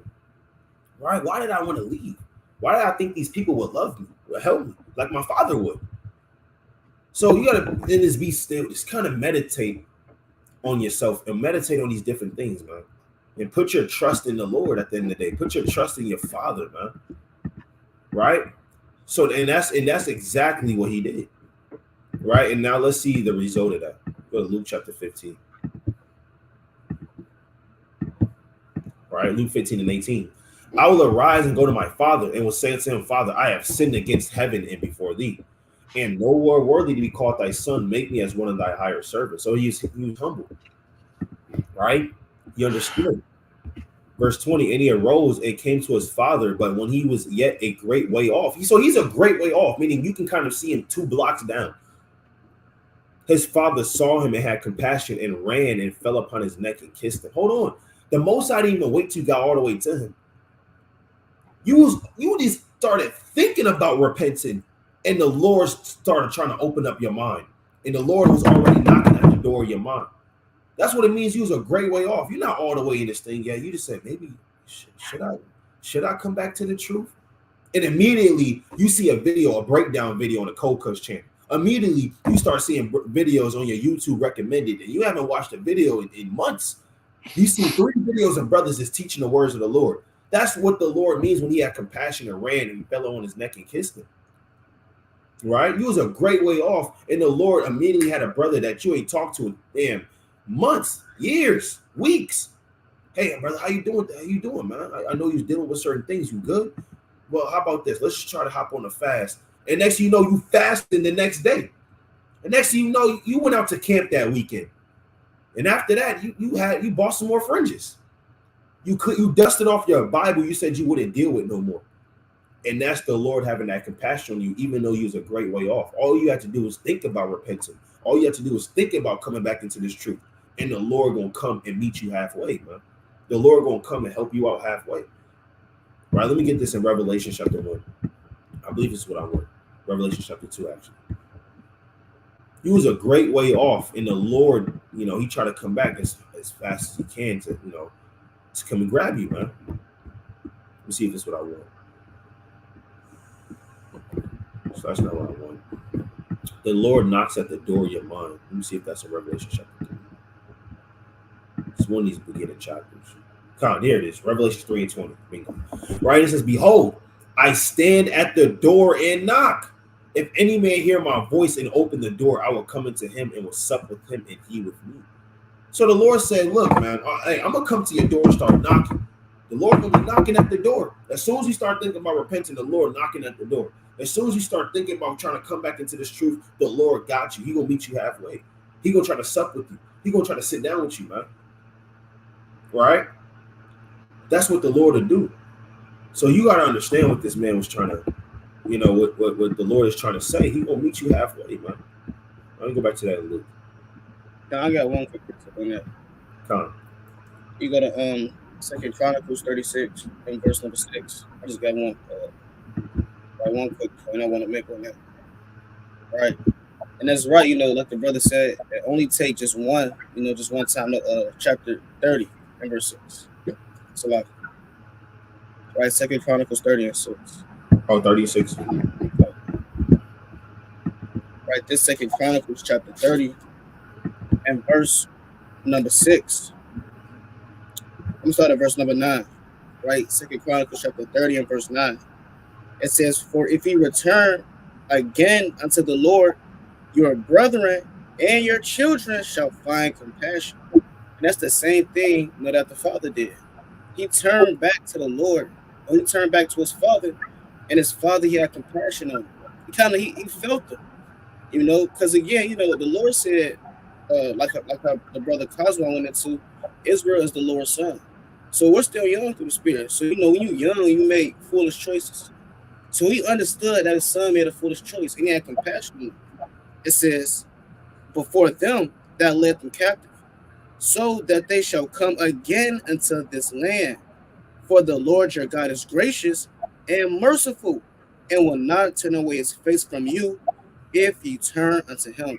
So the Most High said, if you, as long as you don't turn away your face from him, he's not going to turn away his face from you. So the same way how we came back to the Lord received us, with open arms, like how any loving father would do. And again, like the point that Brother Cosmo made, you got brothers that's saying, "Oh man, your God is wicked," right? We actually had a brother say that Friday, right? Why would your God flood the whole earth, right? You don't have no proof that he actually did that. Well, your God committed a genocide for no reason. So people will say anything, but the Lord, he clearly said, as long as you turn back to him, he's gonna turn back to you. And that's a just balance. That's called meeting some. Your parents say that, or your teacher may say that. As long as you put forth an effort, I can meet you halfway. As long as we meet the Most High halfway, he's gonna come onto us, the rest of the way, and take care of us through the Spirit. The Lord didn't say you got to come 100%. As long as you put forth effort, he's gonna put forth effort through the Spirit. I just want to make that quick point. Cosmo, you got anything? Yeah, because like the brother said, going halfway or going the mile with somebody, right? I just want to grab this real quick in Matthew 5:41, because when you go into the world, man, and you turn against the Most High, you become his enemy, right? But the Lord, he told you to always love your enemies and all that, right? So the Lord is always going to forgive. This, when you read Matthew 5:38 all the way on down, it go into forgiveness, right? The Lord just give you this out of his own mouth. Right, so he's not going to be a hypocrite and not forgive. All right, I just quickly bring this out. This is Matthew 5 and verse number 41. It says, "And whosoever shall compel thee to go a mile, go with him twain." Right, so if you're trying to repent and you're trying to get right, the Lord he's gonna go the mile with you. He's gonna walk with you while you're trying to get right. Just like if somebody they transgress against you, right? Which is the context of this. If somebody transgress against you and they trying to get, fix the situation between you, like let's say, I damn punch Zod in the face for no damn reason, right? And he don't want to forgive me. He might want to forgive me. I might punch him, steal out of his pockets or something. But I restore some money unto him. I say I apologize. I'll be like, I ain't gonna never do that again, bro. And then I do extra just to show that I'm really sorry, right? And he got to be able to walk the mile with me, and let's both get on one accord and get things right. So that's what the Most High doing with his people, right? Like the brother Zah was saying, that he you might just think about repenting and the Lord opening up the door, right? He's going that mile with you, trying to meet you halfway to see if you're gonna continue to walk with him, because he's gonna forgive you if you truly seeking repentance and sincerity. But I just wanted to quickly make that point. Right, exactly right. And you see that's what happened with the younger son, man. I'm going to Luke chapter 15. We get back to that. Luke chapter 15, verse 18. Right? It's Luke chapter 15. I'm going to start at verse 21. And the son said unto him, Father, I have sinned against heaven and in thy sight, and am no more worthy to be called thy son. Right? And it says, but the father said to his servants, bring forth the best robe and put it on him, and put a ring on his hand and shoes on his feet. Right? Clothe my son up, man. Right? Take off these filthy garments that he got. Because the thing about what Esau puts on you, Esau strips you of the garment, but your father is going to put the best robes on you. Let me go to the book of Job, chapter 24. You see, Esau takes away your garment. He takes away your shoes. Esau will steal your socks. Esau, profane as he is, going to take your underwear, man. Right? It's Job chapter 24, verse 7. And it says they cause the naked to lodge without clothing. But we see the father, he said, put on his best garment, man. Put on his best shoes, the good shoes, man. Right? Jake got the good shoes, man. Right? Put on the best. Hey, put a ring on this. Put some jewelry on this man. Right? He the salt of the earth. But give him some chains, a grill. Right? Give him some the Lord said, give him the best garments, but Esau takes away your clothing, and that they have no covering in the cold. Right? Jump down to verse 10. They cause him to go naked without clothing. they take away the sheep from the hungry. And that's what your enemies do. That's what the citizens of the country were doing to this man. They were taking away his clothing. They were taking away his garments. But his father said, "Put this man didn't even have shoes on his feet. Why would he need to put shoes on his feet if he had shoes on his feet? This man had no shoes on his feet, like a caveman." Right? Let me go to the book of Genesis 35. I got one after you. This is Genesis 35:1. And the Most High said unto Jacob, I started verse 2. Then Jacob said unto his household and to all that were with him, "Put away the strange gods among you, and be clean and change your garment." So when you change your garment, you put away the strange gods. When we come back to the Father, the Heavenly Father, we put on our best garment, that all white garment, man. Right? The all white garment. See, Jake in the world, he put on the all white, white polo shirt with the white Levi jeans. Brothers know what I'm talking about. Yeah, with the with the Air Force Ones, man. And then he got the Gucci belt in the gold Gucci belt. May had the chains on with the earrings, man. Jake think he doing something.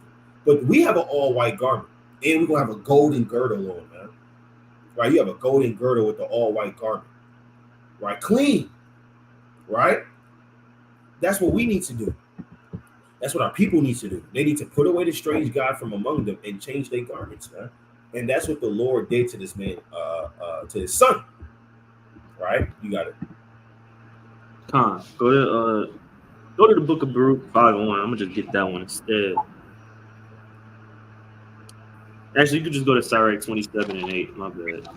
But if you in the chat and you write down precepts, you can mark down Baruch 5:1. But I want to just get this quick one because they basically saying the same thing. All right, this Sirach 27 and verse number 8. It says, "If thou follow righteousness, thou shalt obtain her and put her on as a glorious long robe." Right. So because the prodigal son, he was coming back to the father, right, and he's trying to obtain those goods again. He's trying to get that substance back built up. Right? He's trying to follow righteousness and follow the Most High. Right? Trying to live unto his father. Right? He's gonna get a glorious long robe, and that's what the Most High brought. He brought his son once he came back to repent. He put on a good garment. He wasn't naked no more. He put some shoes on his feet. Put some jewelry on him. Put some good ointment on him. Right? Fully, clothed this brother, right? This man, right, and got him right. Right? They be doing that. Hey, Jake get out of jail. They homies got 5 bands for him. They got the Balenciaga clothes for him. They trying to get their homies right. Right. So the Most was the same thing. All right, imagine you get out of jail. Or you just did a 10-year bid, all right? And nobody there for you. You gotta walk home with a little bag. You gotta do 20 miles. The car come past in the water to splash on. The knapsack or the stick. Yeah. That cartoon speed. Right? So, the Most High, he's gonna get you right. He didn't just, say, hey, deal with it. Try to figure it out. No, he came back and he met the prodigal son in the middle, and they got right. He set him up for good. Right? Now it's just up to him if you want to continue to live unto the Most High. It's up to you. Are you gonna be the prodigal son, right? Or are you gonna be, you're gonna stay in this truth and use your substance wisely, right? But brothers got it. We go to Habakkuk chapter 2, verse number 15. That's right. Brothers bringing it out. That's right. And like the point that Zaba'ala made, you lead the Most High, you cleave unto these nations, they're gonna take your garment. They're gonna strip you and make you naked. So that's Habakkuk chapter 2 and verse number 15. It says, "Woe unto him that giveth his neighbor drink, that putteth thy bottle to him, and makest him drunken also." And that drunkenness, that bottle is the philosophy, the doctrine, ideologies, captivity, these other nations. We always go into. Right? You read Proverbs chapter 6, chapter 7. You see how wine and these different drinks, they represent doctrine. So that's gonna make you drunk. You're gonna be drunken, staggered in your vomit. It says that thou mayest look for their nakedness. So they look for your nakedness. The brother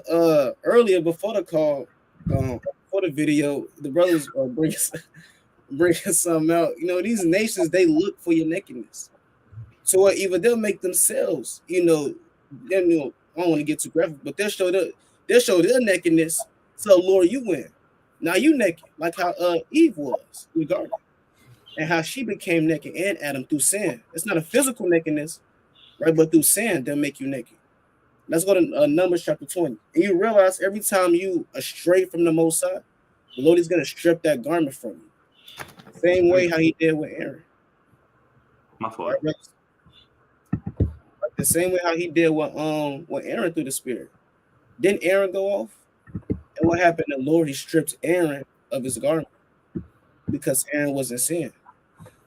It's the book of Numbers, chapter 20, right? And verse number 25, the water.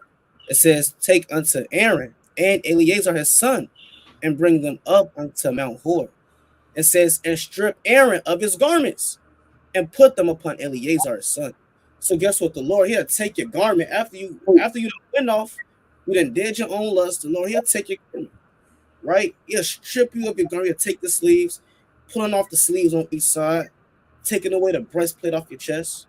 He's taking the ephod out your hand. That's what he did to us on the spiritual level. Again, we're a nation of kingdom and priests. So spiritually, we all have a priestly royal garment. Read Wisdom of Solomon 18, right? In Exodus, right? And see how those garments was arrayed on us, and how glorious they were.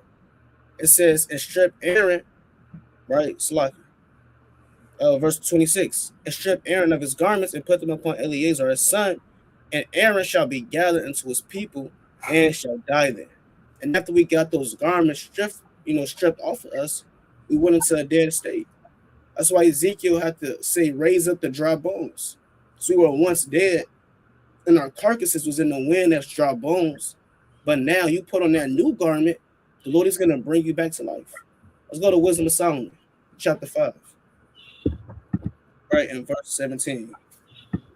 Right, Wisdom of Solomon, chapter 5, and verse number 17. So we got to put on that new garment. You read that in Ephesians 6. With that apparel. So this Wisdom of Solomon 5 and 17, it says, he shall take him to his jealousy for complete armor, and make the creature his weapon for the revenge of his enemies. He shall put on righteousness as a breastplate and true judgment instead of a helmet. This going into Yahweh Shah on the spiritual level, but nevertheless, we can apply this to us, right? Putting on the breastplate of righteousness that we once had on, right? And again, this is what the Father's doing to a son. The same thing we were reading on down is what the Father's doing to a son. Let me read that again, verse 18. He shall put on righteousness as a breastplate and true judgment instead of a helmet. He shall take holiness for an invincible shield. His severe wrath shall he sharpen for a sword, and the world shall fight with him against the unwise. You see that? Let's go to Revelation. Last precept. Let's go to Revelation 19 and verse number 8. Right, Revelation 19 and verse number 8. Get right to the point. So this is how the prodigal son, he was once naked. First he was clothed, he went away, he became naked. Came back to his father's house, not his father's like the brother Cosmo went to. Now he's dressing, he getting them right, putting the frankincense and myrrh on them, giving them the fresh kicks, fresh garment. So this Revelation 17 and 8. It says, and to her was granted that she should be arrayed in fine linen. The her is Israel, the saints, right?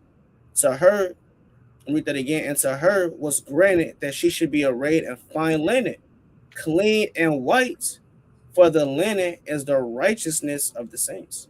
So that all white linen, like how Zaba Allah was going to, that stands for the righteousness of the saints. So his son, he got that garment on, that all white on. Now he's fresh. Now he's back in his first estate. Now he's that priest and that king that he once was. When you're back under the dominion of your father, through the Spirit. But you got it. can go back to that in Luke.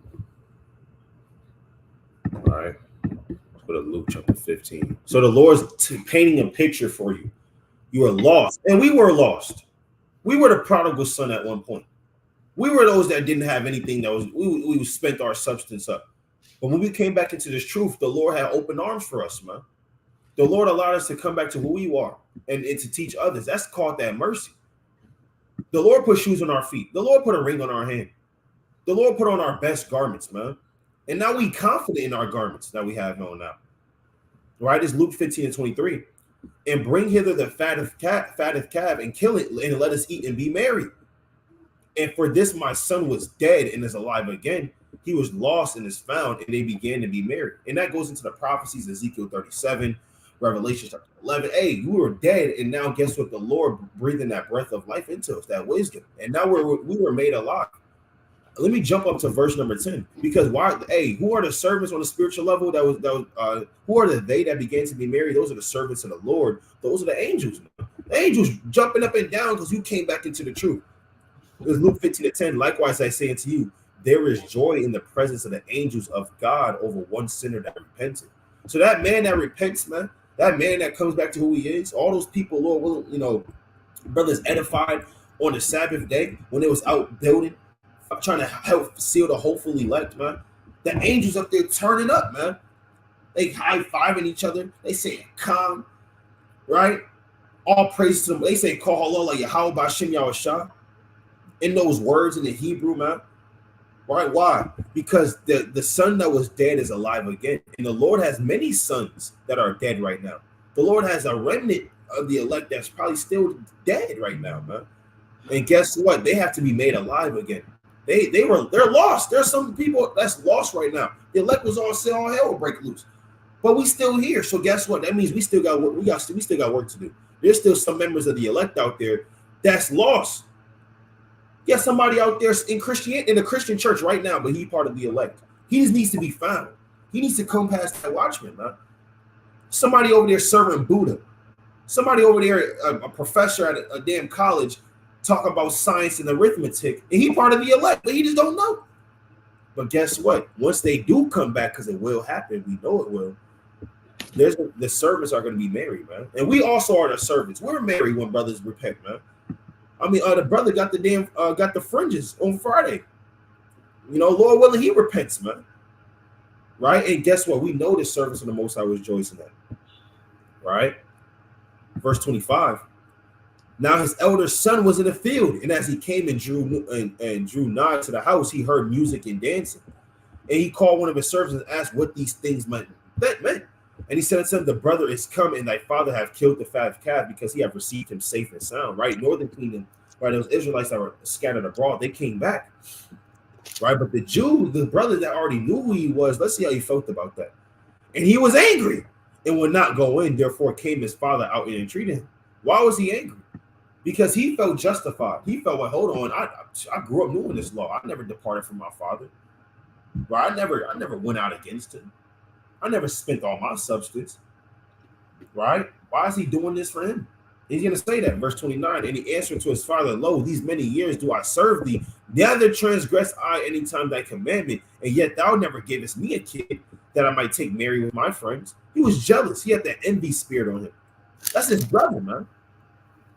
But as soon as thy son was come, which have devoured thy living with harlots, thou hast killed him for the fattest calf. And he said unto him, son, thou art ever with me, and all that I have is thine. Right? He said, everything I already have is yours. What else do you want? Right? Your brother was found. Why are you not happy that your brother is found? So you can tell this oldest brother, he's not really in the spirit. Kind of had that envy on him. Right? Let me go to the book of Leviticus 19 and 17. He didn't love his brother as he loved himself, because his brother was casted off. He didn't have that same mercy that his father had. Right? He didn't see that everything was already his, man. Right? This is Leviticus 19:17. Thou shalt not hate thy brother in thine heart. Thou shalt in any wise rebuke thy neighbor and not suffer sin upon him. Now, in this account, think about it. In this account, when did his older brother ever go after him and try to correct his brother? When did he ever try to rebuke his brother? When did he ever try to go find his brother? I thought we was our brother's keeper. I thought we loved our brothers as we loved ourselves and not suffer sin upon him.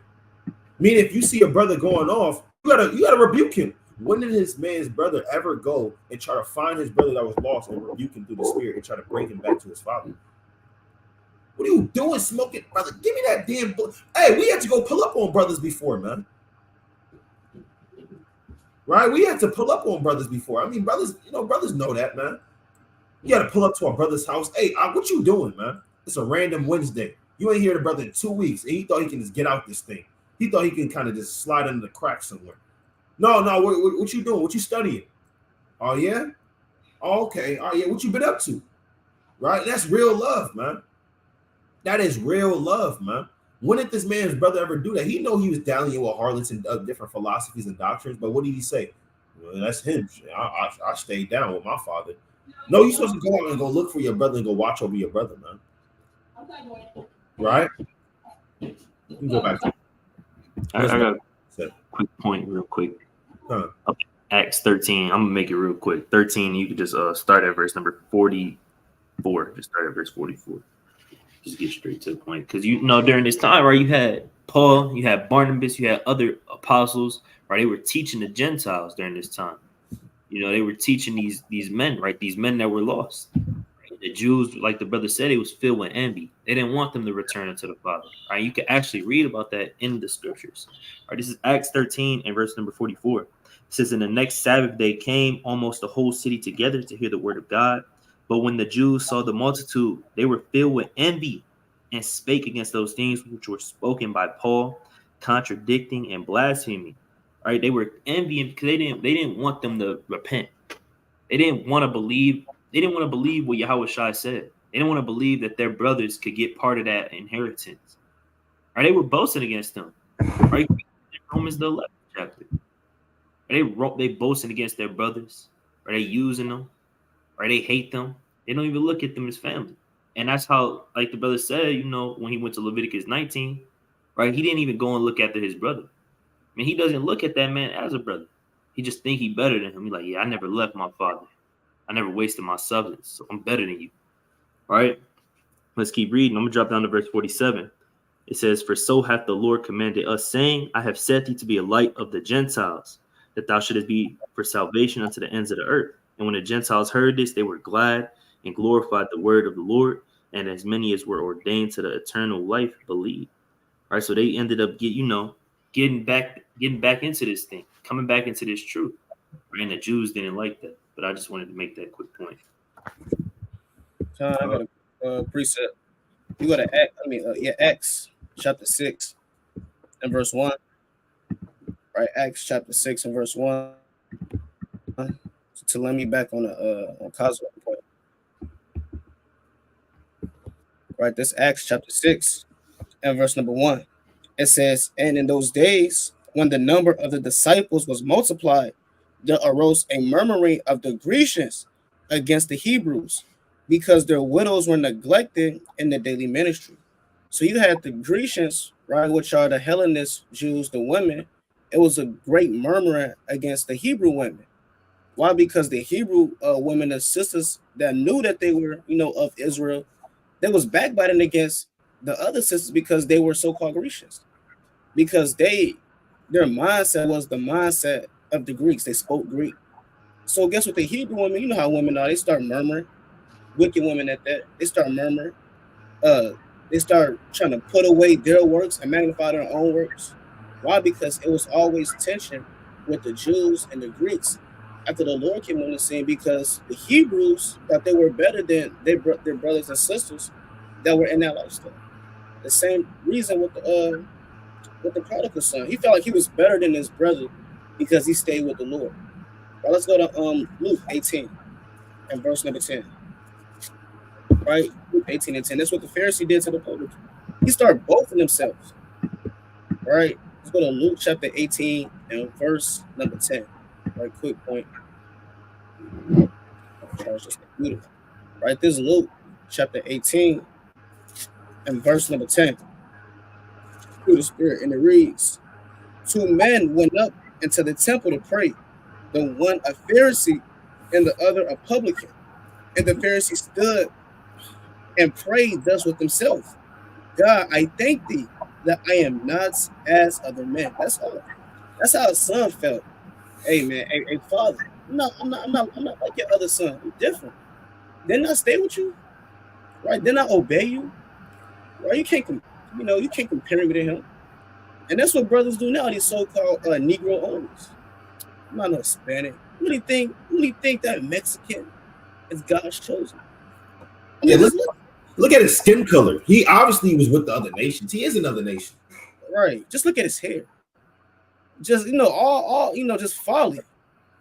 That's how this is the same thing now. It's the same spirit back on the earth. Then that big brother, he's still going off. Got these Negro onlys, OT onlys, with the same spirit. But reading on, it says that I am not as other men are, extortioners, just unjust, adulterers, or even as this publican. So that brother's the same way how this man said, I'm not as that publican, is the same way how the brother said in Luke 15, hey, I'm not as that little brother. Right? And stop glorifying. Hey, glorify me. That's preeminence. Right? And just glorify me instead. Reading on, it says, I fast twice in a week. I give tithes of all that I possess. And the publican standing afar off would not lift so much as his eyes unto heaven, but smote upon his breast, saying, God be merciful to me, a sinner. But the publican, he came meek, lowly, humble. Right? When he had nothing, he besought the Lord with the whole spirit of meekness. The same way how the younger brother, he came up to his father and said, he repent before the Most High, before his father. And the Lord, he's going to look upon that spirit of meekness and repentance and humility. The Lord, he looked upon that younger brother. Why? Even though the younger brother went off, guess what? It was of his spirit to repent and to go back to the Lord. Even though the older brother stayed, his mind wasn't right. His spirit, his spirit was off. That's like on the physical level. You lose your brother and you don't get sad. Anyone that will lose a family member, they lost, got to put up the missing, so and so missing. Anyone would get lost. I mean, would get sad. This brother, he said, "Hey man, it is what it is, Pop. So don't have just give me my inheritance. All praise to the Most High. That's all. You're supposed to go out there and look for your brother, just like how Hezekiah he looked for Northern Kingdom during the time of Passover, and Josiah. They both putting out flyers. Hey, Northern Kingdom, hey, y'all got to come back into this thing, right? Hey, come to Jerusalem and keep the feast. Other kings, they kind of just let them do their own thing through the spirit. So you want to make sure you're not moving in that spirit as well as the older brother. Damn, you just lost your dog. Made you mad because the dog was hurt. Damn. All right, you getting jealous at the dog. You trying to kick him back out the house. That's off. But brothers got it. Come, we go to the book of Job, chapter 33. Yeah, that's that Cain spirit, right? Am I my brother's keeper? Well, I ain't getting nothing he got. Why do I care? He left. All right, that's evil. We go to Job 33 because the Lord said you gotta want to restore your brother through the spirit. We go to Job 33 and start at verse 24. All right, this is Job chapter 33. And I'll start at verse 20. So that his life abhorreth bread and his soul dainty meat. His flesh is consumed away that it cannot be seen, and his bones that were seen are not seen stick out, right? Because this is spiritual famine. This brother's going through famine, going through want, as we read, right? He don't have the wisdom, knowledge of the Most High in the stability of his time. His soul draweth near unto the grave, and his life to the destroyers. If there be a messenger with him, an interpreter, one among 1,000, to show unto man his uprightness, then he is gracious unto him. So who's that messenger? That messenger is supposed to be your brother. That servant of the Lord, the interpreter, to interpret the words of the Lord through speech, so you can get wisdom and you can get learning, because learning comes by speech. So he needs to be an interpreter, one among 1,000, because all these other people ain't gonna help you, but your brother will. He's gonna show you his uprightness. Then he is gracious unto him and saith, deliver him from going down to the pit. I have found a ransom. His flesh shall be fresher than a child, so he shall return to the days of his youth. And that's what happened with his brother. He returned to the days of his youth. He probably hasn't laughed and been in the best robe with shoes on his feet and a ring on his finger since he left. And that was in the days of his youth. Right? He shall pray unto God, and he shall be favorable unto him. Right? He prayed unto his father, and guess what? His father was favorable unto. We read that. That's why these scriptures are perfect. It links up perfectly. We got different witnesses, man. Job is saying the same thing. And it says, and he shall see with his face with joy, for he will render unto man his uprightness. He looketh upon men, and if any say, I have sinned, and perverted that which is right, and it profiteth me not, he will deliver his soul from going down to the pit, and his life shall see the light. And that's what we see. The Lord delivered this man's soul from being totally consumed with these other nations, and he brought him back into that covenant. He brought Northern Kingdom back. He brought the Israelites that didn't know they were Israelites back, as we were. We had to say we sinned. We had to say these different things, man. So let me go back to that. Let me finish this off. Luke 15:31, and said unto him, Son, thou art ever with me, and all that I had is thine. It was meet that we should make merry. It was good that we make merry and be glad, for this is thy brother was dead. You have to remind him, for this thy brother was dead and is alive again, and was lost and is found. You know, and that's what we have to do, and that's what we have to understand, that our brothers and sisters that's out there that are lost, we got to go find them through the Spirit. And when we find them, we got to make joy, man. Make joy in the Lord, in the Most High, and understand, you know, and understand how important it is that our brothers come back into this thing, and how much work and how much more work we got to do. All right. But with that, let's give all honor and glory to Yahweh, Bahashem Yahweh Shai. Lord willing, you are edified. You took notes. Have a mighty Sunday. Tonight is the new moon. Prepare for the new moon. It is a Sabbath, right? As the nations are watching the eclipse and the different warnings that the Lord is going to bring upon the earth, the Lord has us rejoicing through the Spirit. So let's give all honor and glory to Yahweh Bahashem Yahweh Shai. Did you have a point, King? And also too, Passover is coming up. Right? You want to make sure they prepare for Passover, get another one prepared. You know, doing what you got to do to cleanse the spiritual and physical leaven and get your spirit right for Passover. That's right. Passover's coming up, man. As the Lord destroyed the Egyptians firstborn, we was making merry.